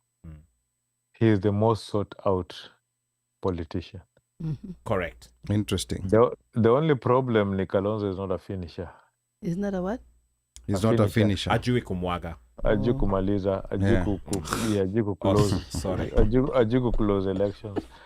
So Kalonzo right now is being seen as, after Baba, he's the second person with the largest voting block. Yenye namfuata. Forget Rigiji, forget Ruto, like after Baba eno mtu mwingine, like ukitoa Ruto akona block yake, si ndio? Yes. After Ruto ni Kalonzo, si Rigiji. That is true. Yeah, Rigiji's block is very debatable. Yeah, because Rigiji a control Central. Rigiji watu wengi ako nao ni watu wamekasirikia Raila. Raila iko kwa picture sahi. Yeah, so they have More to like start. Ruto. They have to start their campaign again. So Raila iko kwa picture sahi. So what I'm seeing in 2027, Ali. Yeah. What I'm seeing in 2027 is that right now is too early to call. What you're going to see is you're going to see a lot of coalition, a lot of shifting. a lot of people. Kalonzo, as I said, Kalonzo is going to be the hot cake. A lot of people are going to go after Kalonzo. The opposition will try to lure in Kalonzo. The other side will try to lure in Kalonzo. Whoever gives him a better deal, he'll go into that. But what better deal is he gonna get from Ruto's side? Because he's already been VP, he's already been. What better deal is he gonna get? A surety of presidency after Ruto. So aingie kama deputy president. Tano tena. Hata si lazima kwa deputy president. Can be the prime minister. Yeah, akwe prime minister. Hata si prime minister, he can be just a kingmaker from the sides na ana control the way Raila was doing. Because remember Raila chose the ministers who were going to help when he went to, like, basically this government was, ODM was ruling the country. Fandituko. ODM in own majority of the ministries. ODM ikona, like, basically MPs. Remember elections zenye ziliisha, coalition ya kina Raila ndo ilikuwa na MPs wengi. Ruto bought a lot of them. He didn't win them, he bought them. Okay. So when Raila came in, bado like alichukua control na watu wake, because kumbuka kwa watu wenye Ruto alichukua are the people that Rigiji had shaked. So when Raila came in, alichukua Raila MPs wa ODM na MPs wa coalition yake wenye walikuwa on shaky ground, wenye wamesema tulipa, tumekupatia kenye ulikuwa unataka, now we are shaky. So he came and solidified that. Now that is what Kalonzo can do for him, with a surety of being president. But then again, opposition can unite vile Omosha amesema, na waambie Kalonzo, wendo utakuwa flag bearer, and kuna wild card hapa, a huge wild card. I think I maybe it might be my ODM iko open. Yeah. ODM iko open, and the person who can easily integrate with ODM. Kumbuka wote walikuwa ODM, Kalonzo alikuwa ODM, Ruto alikuwa ODM. Yes. Hao walikuwa Pentagon ODM. But I think Kalonzo can have an easier way back in. Okay. Than Ruto. So we have a caller. We have a caller. Ngoja kwanza. 1 minute. Yeah. Yeah, we have a caller and then we're going to come back. I also have my own wild card, but let's hear from the caller first. 2151. You seem like you want to say something. 2151. Thank you for calling the OneMic Show. Name and where you're calling from. Eric, Utah, US. Yes, Eric. Anyway. Welcome to the show. So, Siasa 2027, I think it's going to be very tricky. But before I say that, there's something I wanted to say about something that was mentioned earlier. First of all, I don't think Kikuyus or Mount Kenya hates Luo. It's just, I think Mount Kenya was tired of the same guy being the one that is taunted by the lake repeatedly, constantly, Nikama, as if there is not another leader from the lake. So I'm hoping this time they will be organized to bring up other people, not just one person. Because if you think about it, Mount Kenya has fronted many different candidates who but did I go blank? But No, we have rejected Uhuru, right? And then we supported him. Alafu we went for Matiba and Kibaki, you know? So I think there was a fatigue of hearing about, the same candidate from the lake repeatedly. So, but this time it appears Kinababu and they are positioning themselves to take over, which is a good sign because it's young blood. There's no dynasty behind them. It's just their own effort. So, and I'm thinking in the 2027 election, whoever has the support of Babu will have a lot of mileage with the people of the lake. Here's the thing, Eric. Eric, let me say this. I think it's not the lake. I think what you need to understand is Raila enjoyed a lot of support from all over the country. Mm-hmm. Even if you take a poll, Raila had support from Coast, Western, Northeastern. Like if you just take a poll, his support was from all over the country. Unlike even in Central, remember? Even in Central. So you can't even just say the lake. Yeah, but do you realize that the last time Raila got a lot of support from Central because of Uhuru and the Uhuru machine. No, even before but Uhuru. outside of that, a lot of the support that went to Raila was more of opposition to Mount Kenya. So these other communities surrounded Raila as a gesture of opposition to a Mount Kenya candidate. I disagree with you. That one I disagree. Because Eric, they like Raila. Eric, I think let me pause you there, Eric, for a moment. And I think this is the dilemma that Mount Kenya faces, and I empathize with Mount Kenya. Because of very, very consistent narratives that have been sold for a very long time, so they see anyone else who supports Raila as only supporting Raila because they're against Mount Kenya. Mm-hmm. I think that's a very narrow way of looking at this, and I think it's also very inaccurate. And this is myself speaking as someone who's I voted for Kibaki. In 2002, that was my first election to vote, and I voted for Raila ever since in all the elections that I've voted. It had nothing to do with I supported Raila for who Raila was, not because I wasn't just supporting him because I dislike, the candidate from Mount Kenya. I think that's a very narrow way of looking at things, and I think maybe that's what's being so sold, let me ask you a that question. everybody doesn't like Raila. Hold on, so that everybody doesn't like Raila. So these other guys are only voting for him because they don't like Mount But Kenya. also, even you using the term from the lake. Country was tired. The country was tired of Mount Kenya presidency, and I too personally am tired of Mount Kenya presidency. Well, Eric, fanya hivi. So the only alternative for the country was Raila. So now that Raila is out, who will be the next potential competition outside of Mount Kenya and outside of Kalenjin and outside of the lake? Who is the other potential candidate? Eric, let me ask you something. You're a Kenyan, right? Yeah. Do you love Kenya? Of course. If you love Kenya, I want to tell you something.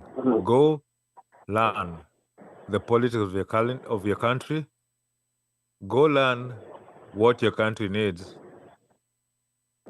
before the next elections. Because if this is the mentality you go to with in the vote, you'll never vote what is right for your country. What mentality are you talking about?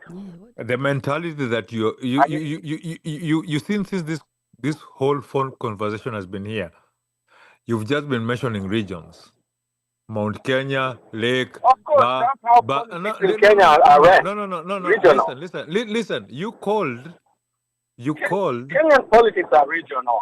Kenyan politics are regional. And what we're doing tonight, we're talking Roger, let's talk one at a time. One at a time. Hey guys, one at a One at a time. We can't all be talking at the same time. Eric, listen. Yeah. Kenyan politics are regional to those who want them to be regional. Kenyan politics are national. They are. No, listen. Listen, let me finish. When Kasongo writes a law to increase taxes, it affects the whole country. When Kasongo enacts a law to oppress people based on land, on how they own land, affects the whole country. It doesn't affect a certain region. So when you vote based on your region, you're not voting for your country. That's why I ask you, are you a Kenyan and do you love Kenyan? And I've told you again, and I'll repeat again, if your politics are based on now thinking about regions, go learn about the politics of your country and help your country. If this is how you vote, you're making an assumption about my politics because I said something you don't like. I'm responding to what you're saying. Okay, I'm responding to what you're saying. Okay, let's do this. You call the but you're painting my politics inadequately informed. I think we'll have to end this call. You don't like what I say. We're going to have to end this call. If but look, Eric, we respect your views. And thank you so much for giving us a call. But I think, moving forward, this kind of regionalism is the reason why we are where we are today. So the people who ngoja Eric, okay Eric, ngoja kidogo. Eric, give me a chance to talk. The people who voted for Ruto in 2022 are now getting mad at another group of people who are supporting the same candidate they voted for. Now, why did they vote for Ruto? They voted for Ruto because they said, we are punishing Uhuru. We are punishing Uhuru. But now where the situation we are in, who's getting punished? Is Uhuru the one who's being punished? Nope, it's them.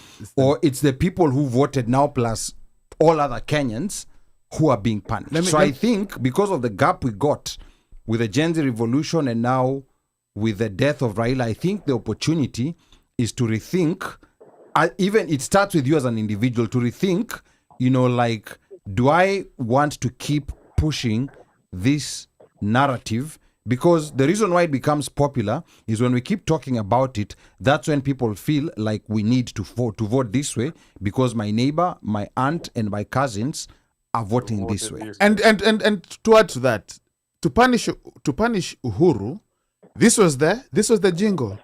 To go Tugokera tene. Tugokera tene. The same people who are singing that now. The same people who sang that. Because of the BBI. The reason people refuse to support Uhuru and Raila ticket was the BBI. And so everybody seems to have forgotten that. Bro. Hey, Again, Eric. go learn your country's Yeah, politics. Eric, asante sana. Asante sana. Go learn your country's Thank you so much politics. for calling, Eric. Aya. Call Okay. back. Okay, sawa. Next week. Okay, yeah. Thank you, Eric. Yeah. Thank you, Eric. So you see here We have to wrap up. Yeah, we're gonna wrap up. But you see, this is what needs to change, because whatever reasons you are saying you are punishing Uhuru, you are the one who's getting punished right now.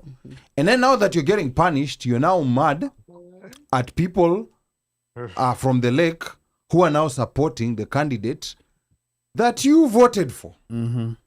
So that's where I'm saying there has to be some soberness when we look at this thing.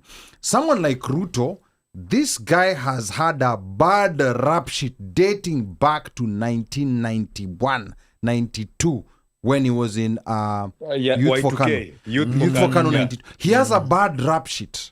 Because I think one problem that we have in Kenyan politics, and maybe in politics in a lot of places, is that we are quickly to hang on to these narratives like analog versus digital or hustler versus dynasty. And then we are talking about, there's an emphasis, and I've had this argument with Bandio before, there's an emphasis of tell us what you'll do. I can tell you anything. You know, like telling ati, eleza sera zako. I can tell you anything. So I think it's okay to tell, but you have to do a back test to whatever that person is telling. Do a back test. What has he done before? You know, like he's saying he's gonna fight corruption. What is his past record on corruption? Do you think someone who's had court cases and corruption following him since the 90s is gonna be the guy who'll come to fight corruption? That is what needs to change in Kenyan politics. We talk about, like, I'm going to do this and that. You want to do this and that, but your record shows something very opposite. So why are we getting excited over these colors and over these, like songs that people are singing and all that crazy kind of stuff? Anna, I know you wanted to say something before we wrap up. Yes, I want to say something, do my point, but also you haven't asked other people. You haven't asked other people what they think. Like you haven't asked him what he's thinking about them. Yeah, we know. We know Unu Amrima. We know. Yeah. Oh, really? Okay. So I wanted to say, like, what was? You see that. Yeah. And then they're castigating Eric for whatever he's saying. No. But Omosh is the one who said that. No. You said you said it. No. They're the same. No, Mike. The thing with Uno Mike, no. What I know about Uno Mike is gonna be on the fence. Okay. He's gonna be on the fence. That's about what? Like about the fence. About who he'll vote for, about who he'll support. Okay, so I have a question to ask you all. I rest my case. Yeah, about we all agree here that Raila was the people's president. Remember and not even that, but the fact that people, grassroots people loved Raila. I just like OneMic said, from all the regions, grassroots. Akienda Taita alikuwa nabeba Taita, everywhere. So what was his? But yet I'm on the fence. What was his? What do you think was his? If the word can I use here is Midas touch that made him that kind of a people president that I don't think anyone. Any president or even leader right now has. Maybe, as you're saying, Babu Owino. What was it? What was the thing that made him? It's a simple thing that that I think Skylar Roberts was disagreeing with me here. He had a balance that many people don't have. So you have people who are either extreme politics, or you have people who are extreme policy to a point where they cannot connect with Mama Mboga. Like they can give you charts, graphs, and all that.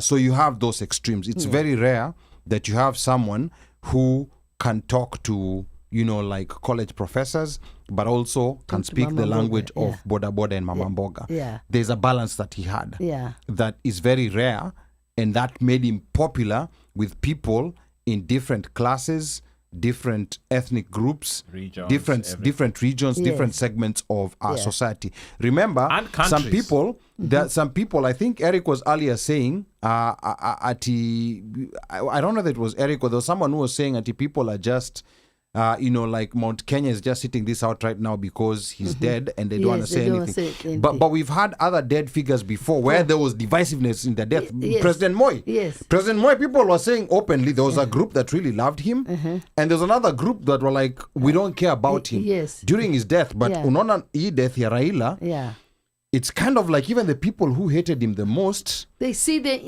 contribution, they see the positive influence. They see it. So it's not saying like he was perfect.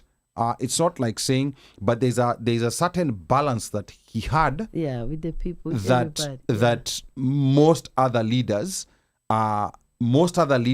lack or are not disciplined enough. I'm gonna give an example. And I think because of the politics we have to survive, you sometimes have to behave in a certain way. I'll give an example of a member of parliament, Kiharu Ndindinyoro. Ndindinyoro is very smart. But to survive in politics, he had to be in Ndindinyororo, at that point and sing UDA songs at the point and just be that ridiculous politician that he was before now falling out with Ruto, and then now he's reverting back to his assumed mean, where he's supposed to be. So you have, in that parliament, you have some very intelligent members of parliament, but because to survive, they need to dance in funerals and do those silly things, they end up becoming that person. But they also don't do it, they fake it. Baba didn't fake it. Baba didn't fake it, and Baba was able to survive without faking they have to faking it. So even the way we talk about alikuwa anajita mtu wa wheelbarrow, but did that wheelbarrow aspect translate to him supporting and helping the people who are now in the wheelbarrows? Yes. Now, before you read your poem, and before I want to hear your take too. That's what I was going to do, because I knew you were going to ask me that. Yes. I knew you were going to ask me that.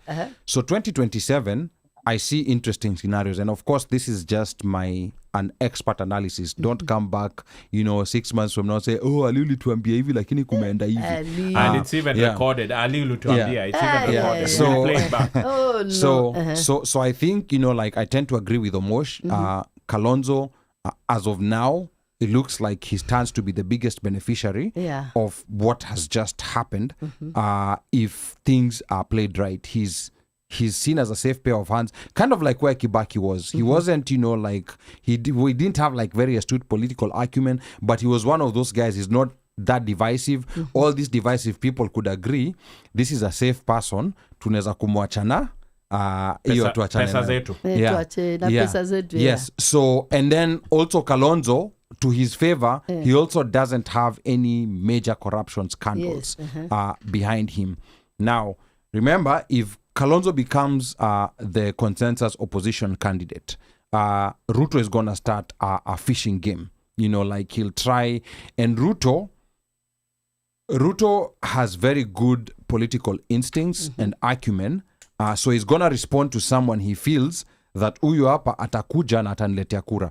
That's why he picked Gachagua in the last election. Because if he picked Kindiki, he would not have won. Kindiki angeleta kura. Angeleta kura. Sasa, do you know what wildcard anaweza kumletea Babu? Wachana na Babu. I don't think Babu will merge with Ruto. No. But do you know who? It's someone a lot of people don't have in their mind because he's been out of it for a little bit. Who? Ali Hassan Joho. Now, I knew he was going to say that. And pay attention to why I'm saying this. And one thing that I've learned, I've even learned from Baba, is to try and separate, what I wish for versus the reality on the ground in politics. The people who win votes are people who know how to do retail politics. It's not the policy guys. It's not the policy, guys. Ngoja Mika usikie explanation yangu. It is not the policy, guys. So Hassan Joho was he was a nobody in Mombasa politics. You know, he actually, a lot of people do not remember this, but his first attempt, he actually lost a by-election after the death of Karisa Maitha, who was Kisauni Member of Parliament. He lost a by-election to Anania Mwaboza in, I think that was in 2004. And I think from there, he was able to learn so much about retail politics. When you look at that group in ODM right now, the other person good in retail politics in ODM is Babu Owino. Babu Owino Banan is very good in retail politics. I don't think Babu is buyable, but Joho is interesting in the sense that there's certain constituencies that Ruto might be looking at, because the other thing that Ruto is very good at is to look at non-traditional places where people normally don't look. So one of the places he's looked at very keenly, and I think he's kind of sort of won a good number of them, is the Somali vote. He's been very meticulous with them, and he's, even if he's not won all of them, he's not won all of them. My friend, my dear. It's quite a good block. And then remember, now their IDs are ile vetting imetolewa. Justifiably so. And hapo I totally agree with Ruto on that. Hiyo mambo ya vetting wa Somali was a very unfair. Ngoja Mika. The other thing that also people do not realize about where Kenyan society is, in Kenyan society, 1 in 4 Kenyans is who can guess? 1 in 4 Kenyans is Muslim. There you go. Yeah. Mika got it right. I know people get shocked when they hear that. I was going to say Gen Z. Yeah, that's what I thought. People get shocked when they hear that, but 1 in 4 Kenyans is a Muslim. Now, not saying that all Muslims are gonna vote for Joho. But one thing that Joho mastered in Mombasa, because I really paid attention, because I never thought he could win, you know, like even when he was running MP, when he was running governor. But one thing he paid attention to, he knows how to talk to, he knows his weaknesses, and he knows how to talk to different kinds of people. Wazee, you know, like middle-aged people, vijana, you know, like rich people who are struggling. And then the other X factor is that he has a lot of money. Akona pesa nyingi tu. Mika, so, kuna kitu ulikuwa unaongeza. Nilikuwa nataka kusema kitu moja. Unaona hiyo kitu umepoint yote ni sawa. Lakini fikiria scenario. Joho ndo chairman ODM. Acting ni hapana, acting saizi ni Oburu. No. Wana vote after Matanga. Okay, wanna vote, but he's not the chairman yet. Matanga. And honestly, Joho has a very high chance of being the chairman. Yes, I agree with you. Right? Yes. So fikiria scenario, Joho ndo chairman ODM. Unajua Joho vizuri, Sifuna, Babu, hiyo ni jeshi moja. Yes. You honestly know that ODM will either front their own candidate, or support somebody else. I agree with you. I totally agree with you. The reason I mentioned Joho as a running mate to Ruto is if Kalonzo is selected as the consensus opposition candidate, this is one person that Joho is one person. You should count Joho out. That Ruto might try to target. That is just my feeling. I was asking Mika. My feeling is Joho is going to be the chairman of ODM. Yes. ODM will sit this one out, strategize, and come back because wanajua watakuwa control parliament either way. Sitting out, I doubt it. There's no way. No, they will not front a candidate. They will support somebody. Or an opposition candidate. Yes, who they can control. Okay, I see what you're saying. I see what you're saying. Because wanajua watakuwa na parliament either way. Hakuna party ingine itakuwa na parliament kao. Mika, I wanted to ask you, ulikuwa umesema you are insinuating that Kalonzo anaweza nunuliwa na Ruto. Yes. Is that really possible? I don't think it is Yes, possible. Kalonzo Kama is sasa the jai mo- sasa No, angekuwa mshamnunua by now. No, he didn't need to. This is Now politics. things have changed. This is politics. Kalonzo is the He most doesn't have popular Raila. politician. Right now kila mtu anatafuta Kalonzo. That's why I said mnafaa kukumbuka Kalonzo pia alikuwa ODM na Ruto. So don't be surprised Kalonzo akikuwa candidate ODM. So yeah, so we're in that state of confusion. Now, what's gonna determine a lot? There's a by-election that's coming up on November 27th. This will be the biggest by-election in Kenyan history. Well, for who?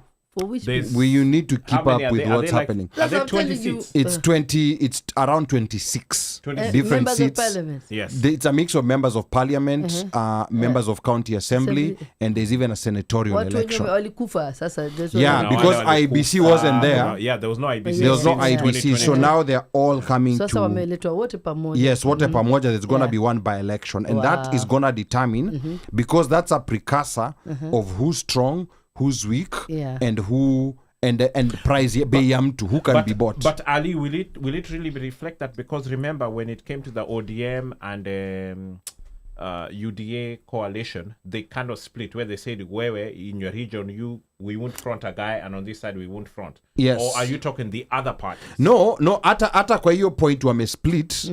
So kama tuseme like ODM wameachia UDA wa run in this region, Yes. and then UDA loses, now ODM has more power kuambia you guys are weak. You're losing in your own. I understood. Okay. You guys are weak, so it will determine a lot. So that's something that we have to pay moving attention forward. to. Moving forward. Got it. Yeah. Somebody's asking here, can Joho be a chairman of ODM and still a cabinet member? Yes. Chairman of ODM and cabinet member. I don't think I don't know. anything in the law that stops that. I don't know. I don't know. I think I'm not sure. Somebody is asking that. No, yeah, and that's a he good can- question. He can kwa sababu the thing is that when he was alikuwa appointed cabinet like a cabinet minister, he was appointed for what he was. Now when he gets that chairmanship of him being, remember kuna watu wenye ni chairman wa parties, kina nani chairman wa Jubilee alikuwa nituaje? Ilikuwa ni Kioni. No, it wasn't Kioni. No, David something.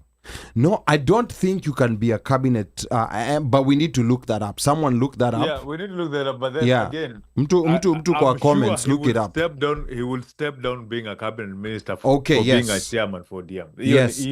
Okay. Hiyo ni no-brainer.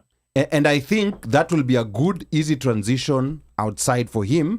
Amwambie Ruto, mi natoka because I've been chosen as chairman ODM. We're going to take the last call, and then we do the poem. We are supposed to do the poem, but now you come up with other questions to challenge me. You've been asking questions. In fact, you are poemless. Don't say that. Anangoja last minute kwanza kuuliza maswali. Imagine. Okay. Aya, sawa sawa. Good, I'm No, learning. it's not. 923, thank you for calling the One Mic Show. Name and where you're calling from. Welcome to the OneMic Show. Hey, Mike, this is Steve Mwema. First and Steve foremost, Mwema, thank you for a great show. You guys memorialized Baba Vizuri, man. You guys brought memories mingi. You know, the one thing that I remember Baba used to say, he used to say, your core values should never change. Yes. But your tactics, right? So the way you travel from point A to point B, that can change. So if I'm traveling from Germantown to DC, if I take 200, if I take 495, it's okay. But the core values should never change. If I'm going to stand for justice, if I'm going to stand for human rights, those ones should never change. The other thing, Anna gave us an interesting example here. Baba loved to give that example. And then, but when you think about tactics, it always reminds me of a man who's actually able to compromise and flexible. The issue that tuko nao Kenya, most of our politicians hawajui ku compromise. Hata ukiangalia kwa hizi mitandao, the way people wanatukanananga na hizi WhatsApp. No one is willing to just come and say, you know what, actually you give me a good point hapo. The one thing that Baba ametufundisha is just the ability of standing up, compromising, and willing and being open to learn new things. But you know the other thing, I think Ali kept calling it balance. Ali, you call it balance, huh? But for me, when I look at Baba, I look at a tree, and then you look at the fruits that tree actually produces. And what I mean by that, if you look at the politicians that caucus around Baba, under the politicians that Baba raised, and they use the word raise, very purposefully here, right? So if you look at somebody like Dr. Nikau, Professor Nyong'o, okay, you look at people like Orengo, and then you look at somebody like Ruto, for example, and it produces the like of Oscar Sudi and Murkomen, Kiambu, right? So if you look at the quality and the caliber of politicians, that should speak volume of the man. You can only describe an individual based on their word. So when you look at a politician, always look at a politician based on the caliber of politicians that they actually produce. And I think, Ali, that is what you're calling balance. Yes. Now, this is a man that we're going to miss. I'm praying, hopefully this thing didn't happen, but it happened. He wasn't going to live forever. But may his soul actually rest in peace. Now, I think Michael Uliza, can a politician actually hold a party position and still be a cabinet secretary? The answer to that is actually no. So if you remember, Joho was the vice chairman of ODM, so they had to relinquish those positions for them to go into cabinet. Oh, yes. But so for ODM, I do not see the way. I don't see. You have the owners of the party, the ones that are the silent majority, the SK Macharia, the ones that hold the vision. They're not going to allow Joho to go anywhere near the chairmanship. Now, but then one thing I want to say. No, I don't think they will allow Joho to be a chairman. Okay, so that will not leave you guys. But my last point to you all is really about Kalonzo. Ali, when you look at Kalonzo kind of paints this picture that he's an easy guy. But let me tell you, for you to run, hold the gate of any political office, or any political region, that is a guy that is actually made of the standard stuff. Kalonzo, ukisikia the way the other politicians describe him, is described as being very, very stubborn. So for me, what I believe, the money bags in Kenya, the guys that are silent, the person that they will actually trust with their money, that is the person that will mount the toughest challenge against William Ruto. Okay. Right now, there is no money that's following Kalonzo. So if you guys... That is why go ahead. That is why I was coming back and asking you, because the reason why I was also mentioning Joho, sikwenda kuongea juu ya pesa, but you brought it about, is that when it comes to serving interests, at least he has the same interests with them. No, but angalia Kalonzo, angalia his backers. Modama was a big backer for Kalonzo. They disappeared. I think Johnson Modama. I think Johnson Modama was a big. I think it's easy. So election ya ODM is coming up. Steve, we'll talk after the elections happen. No, we'll talk. We'll talk after the elections. So I'm going to highlight alafu niwaachie. I know you guys mtachambua zaidi. Yeah. But the thinking is, for somebody like Kalonzo, his money backers, the guys that have the funds. So if you look at the Johnson Modama, if you look at the Lloyd Masika, if you look at the Motula Kalonzo, the Babaya Jr., all those guys will abandon Kalonzo. And they didn't abandon him because he's an easy guy, he's a very stubborn guy to deal with. Now, do you think SK Macharia, Kinamoi, do you think they can put their money on Kalonzo when they think they cannot trust him? I don't think so. And then also the other thing that you guys have to open your eyes, just see how the landscape in Abadilika in terms of who controls the media. Look at Moi, look at the move that he just did last week with Ruto, right? So Ruto was able to avert a huge fight in his background. That would have been a defining election if Moi had run. These other elections, I think they've poured water on them. I don't think zitakuwa kubwa hivyo. But guys, thank you for a great show. Nitawachia hapo. Steve, it's nice to hear your voice today. Steve, I hope to see you tomorrow, Embassy. 3 p.m. kuna Yes. Haya, sawa. Tupatiwe poem alafu Okay, haya. Ana tupatie Sawa, poem. hii poem nilikuwa nimeandikia ile siku baba alikuja, tuko hapo, mimi nilikuwa MC. So at the end ninajua inasema tukuite rais, lakini sasa nitachange hiyo ending. Tutamaliza Ali na nyinyi wote mtanipatia ending. Sawa? Is it a happy one? Yeah, you give me an ending because we have to end it. Yes, sawa. Okay. But in the Me, I'm on the fence. Mumekasirisha OneMic wangu sana. No, niko sawa. No, niko sawa. We amope, sema poem. Moyo unagonga Kenya, hadithi njoo, nipe kiti nikunongozee, kuna watu na viatu, kuna wakusema na yule wakutenda. Baba hasemi tu, yeye hutenda. Toka mwaka 1980 baba alitia mwito kuwakilisha haki na ungwana, kuwa mbele sio nyuma katika mapambano ya kisiasa, kusimama wima mbele ya Goliath bila kutikisika, kupigwa vita vya nje na ndani, vya kimwili na kiroho, mpaka kutiwa gerezani, na bado moyo uligonga Kenya. Ni binadamu yupi awezaye kula kucheka na maadui zake? Ni yule anaye ujasiri, aliyetengenezwa kwa chuma, mwenye roho na ya dhahabu na bado roho yake inagonga Kenya. Ni yule aliyejitolea kufa kupona, kutetea haki za wananchi wote bila ukabila. Iwe Mtaita, Mkamba, Mkisii, Mkikuyu, Mmasai, Mjaluo, Mhindi, Mluya, kweli wahenga walinena waliposema kizuri cha jiuza, kibaya cha ditembeza. Ndipo basi tukafika kwenye handshake, kwani baba ana kivumbi cha masapoti.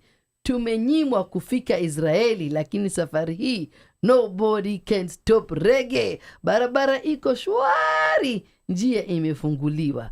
Musa kagonga mwamba, bahari imetanganyika. Pita tu baba, pole pole, twende, tupo tu hapo tu hadi kilele. Kwani kutoka bara Hindi tupande milima Taita, tushuke kwenye majani chai hadi ziwa Victoria. Twakuombea dua, Mungu akuweke. Mungu amekuchukua, lakini sisi tunasema nini? Moyo umegonga Kenya, lala salama rais mwetu, the people's president, hapo basi Raila Amolo Odinga. Nice one. Joey. Kir.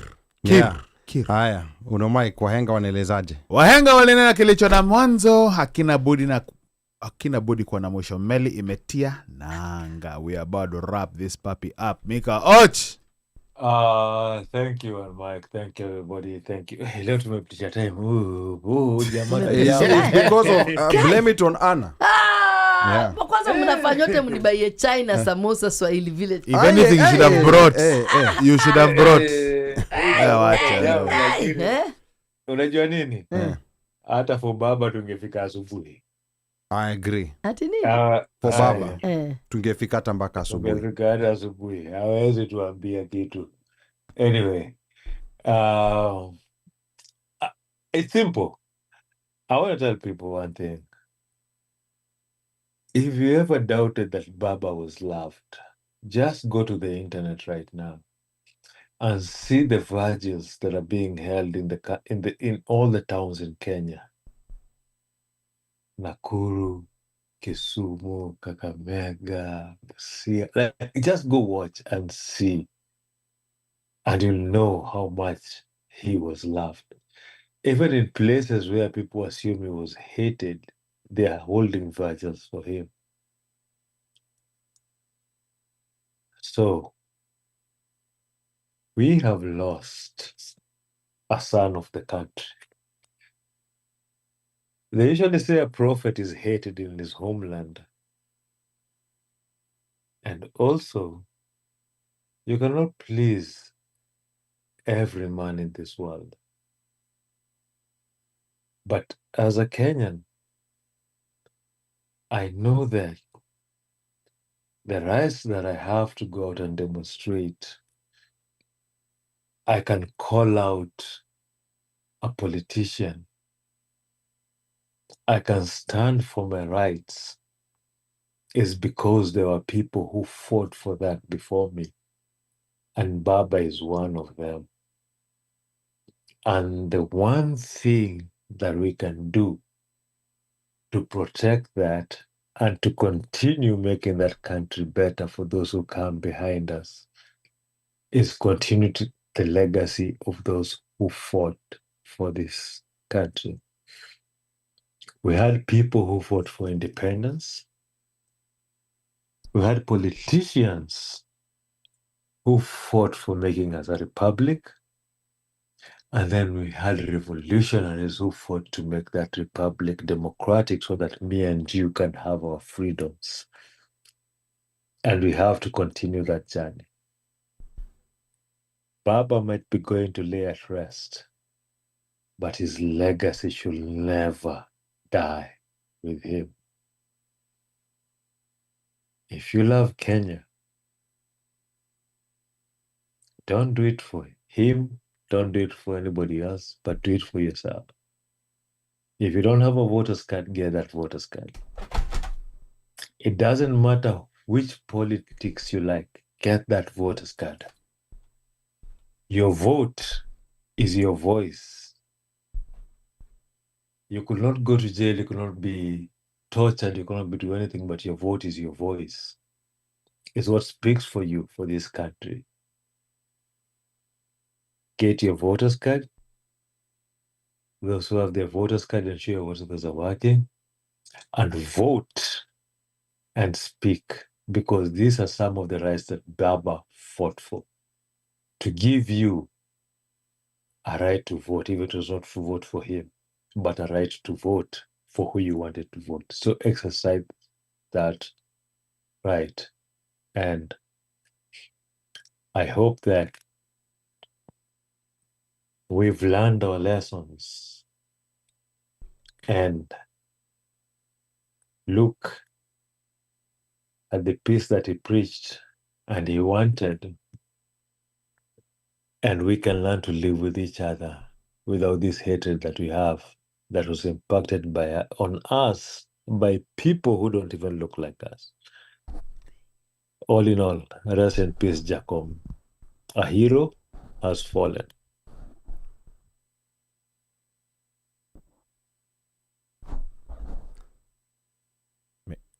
Mika, umemaliza? Nimemaliza. So ungesema back to your studio. Nilikuwa napanguza machozi. Okay. Pole Hussein.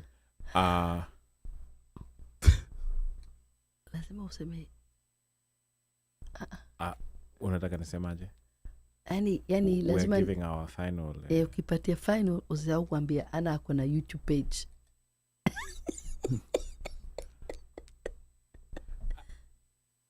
Me, I'm on the fence.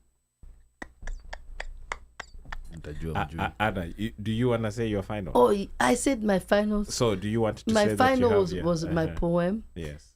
And oh my goodness, we can never know how much somebody is loved until you lose them. That's all people know that. So Baba, rest in peace. We love you, we love you, we love you, and pray for the family. You give them peace and give them understanding and just help the country to, move forward with that spirit of Baba. And also don't forget Anna Mwalago has her YouTube page, Mama Africa Anna. And yeah, our radio show will be coming soon. Our podcast that we had started and stopped because somebody just asked about that. And also you can check me on other social media as Mama Africa Anna. But it was lovely to be with this wonderful gentleman. Thank you. Asante sana, Anna. As always, we thank you for supporting us, gracing us with your presence, and that very, very timely poem on Jacom. I don't know where to start with Jacom, so I'll just try to do a wrap-up. I'm glad we had this opportunity to both talk, vent, cry, laugh, scream, debate, analyze, and our reality is that Jacom is no longer here with us. If you never got to meet him, you really missed out on a great man. Some of us got to meet him severally and hang out with him, both here and in Kenya. I was even privileged to meet the guy in my shags, Ali. Imagine, those days of resist. Yes. And the stories that can be told are many. He even came to a funeral in our Boma in 2011. We actually got electricity in our shags because of him. He was PM at that time. We didn't have electricity in 2011. And because he was going to come to the funeral, they fast forwarded the application of electricity to the point iliwekwa hata bila meter because he was coming. Oh, wow. So, there's some things that they're subtle that, you don't understand. And because of him and his broad-based government, guess what? We got tarmac last year. It used to take me 30 minutes to get from one point mainland to our shags. Now with tarmac, it takes me 7 minutes. Okay. Imagine. And that's because of him and broad-based and the promises that he made that were made to him via the broad-based. And there had never been development in Nyanza since Jomo's time. Yes. So some of us in Nyanza have until he did that handshake is when Nyanza has been developed, and I can assure you, barabara ziko nywe kwa sababu if you ask somebody who lives in Kisii South, atakwambia barabara zao ziko improved. Basically, it was all the whole of Nyanza. Even as the people were in the western side said the border, Busia, our roads are improved because of that. The infrastructure that is happening in Nyanza right now because of these handshakes is making it's benefiting the whole region, not just Nyanza alone, but the whole region based on the negotiations that he took. It was like, these are my people, you have to take care of everybody else that is here. So people do talk and say that, oh, greedy, alijisainia vitu hivi na hivi na hivi. But you can ask the people, when you say that people follow him cat-likely, it's not cat-like. They see the benefits. They experience the benefits firsthand of the deals he makes. So watu si wajinga kufuata mtu. Watu wanajua mtu wanawachunga. So ukimwambia unasupport mtu wako huko kwenu anawasaidia na kwao waoni vile anawasaidia na wataki kusikia story yako, usiwatukane au watapota mwenye anawasaidia. It's simple as that. That's politics. That's why you support who you support, and they support who they support. Okay. Sawa. Yeah. So anyway, I just want to send a condolence to the family. If they ever get to listen to our show, and I'm sure they will. It's a trying time for all of us, and condolences to everybody else out there, because this guy was for Kenya, by Kenya, and is a Kenyan who we lost. So see you guys next week. Thanks for supporting us and staying with us on this special show, because you guys can see the time. We never do this. Yani, it's like we could keep going all night long. Some people's and their YouTube chat anyway. Yeah. So, but with that said, thank you to our audience. Thanks for your patience. Thanks for the call-ins.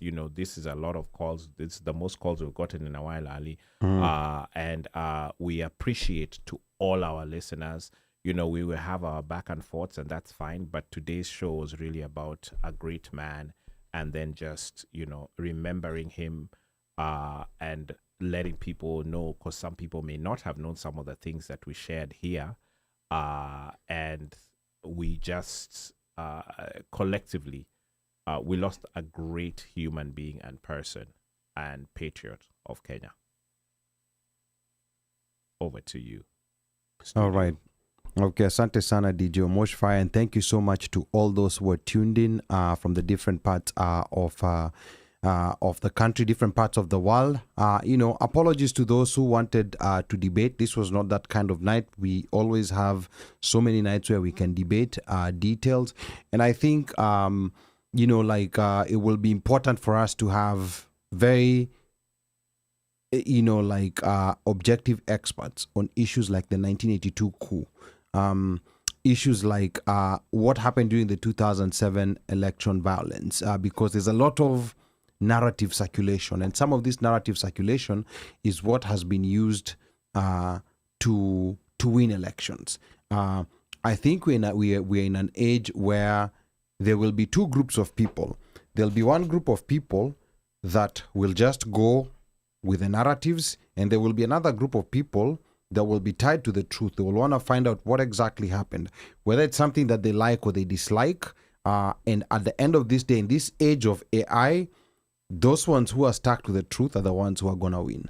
If you go by narratives, nowadays, your narrative will be easily debunked, easily deconstructed, and at the end of the day, you're going to end up looking like a foolish person. Even your favorite politician, if they've done something stupid, even if you don't want to talk about it, just be silent. But our tragedy is going to be misinformation and narrative peddling, because this unfortunately is getting people to make decisions that are detrimental to their own well-being. We've seen that in Kenya, we are seeing that in America, and we're living in a time where everywhere, America ni kubaya, Kenya ni kubaya, but all this is because we've agreed to go by narrative. We, for example, had a lot of Kenyans who voted for Trump, and I'm hoping they're not being affected by, they're being exempt from these layoffs that are happening and all the other crazy things that are happening over here. And it's the same thing in Kenya. I hope, my hope is, especially those who voted for Ruto, are doing self-reflection and making sure that next time they don't vote because they're against someone, then they end up voting against their own personal interests. Kwa hayo machache, yeyote ambaye anataka kunipigia simu, nambari yangu bado ni ile ile 1-800 mteule. Upale takishika simu, mwambie unataka kusema na mjukuu, na akikuuliza ni mjukuu yupi, mkumbushe ni mjukuu yule yule wa Masai. Because I'm Kenyan by blood, American by design, Masai by choice. Sichagui, sikagui, na sibagui. Kwaherini. Aiden, Daddy loves you. Jerry, Daddy loves you. Nemo, Daddy loves you. Until next week, be blessed.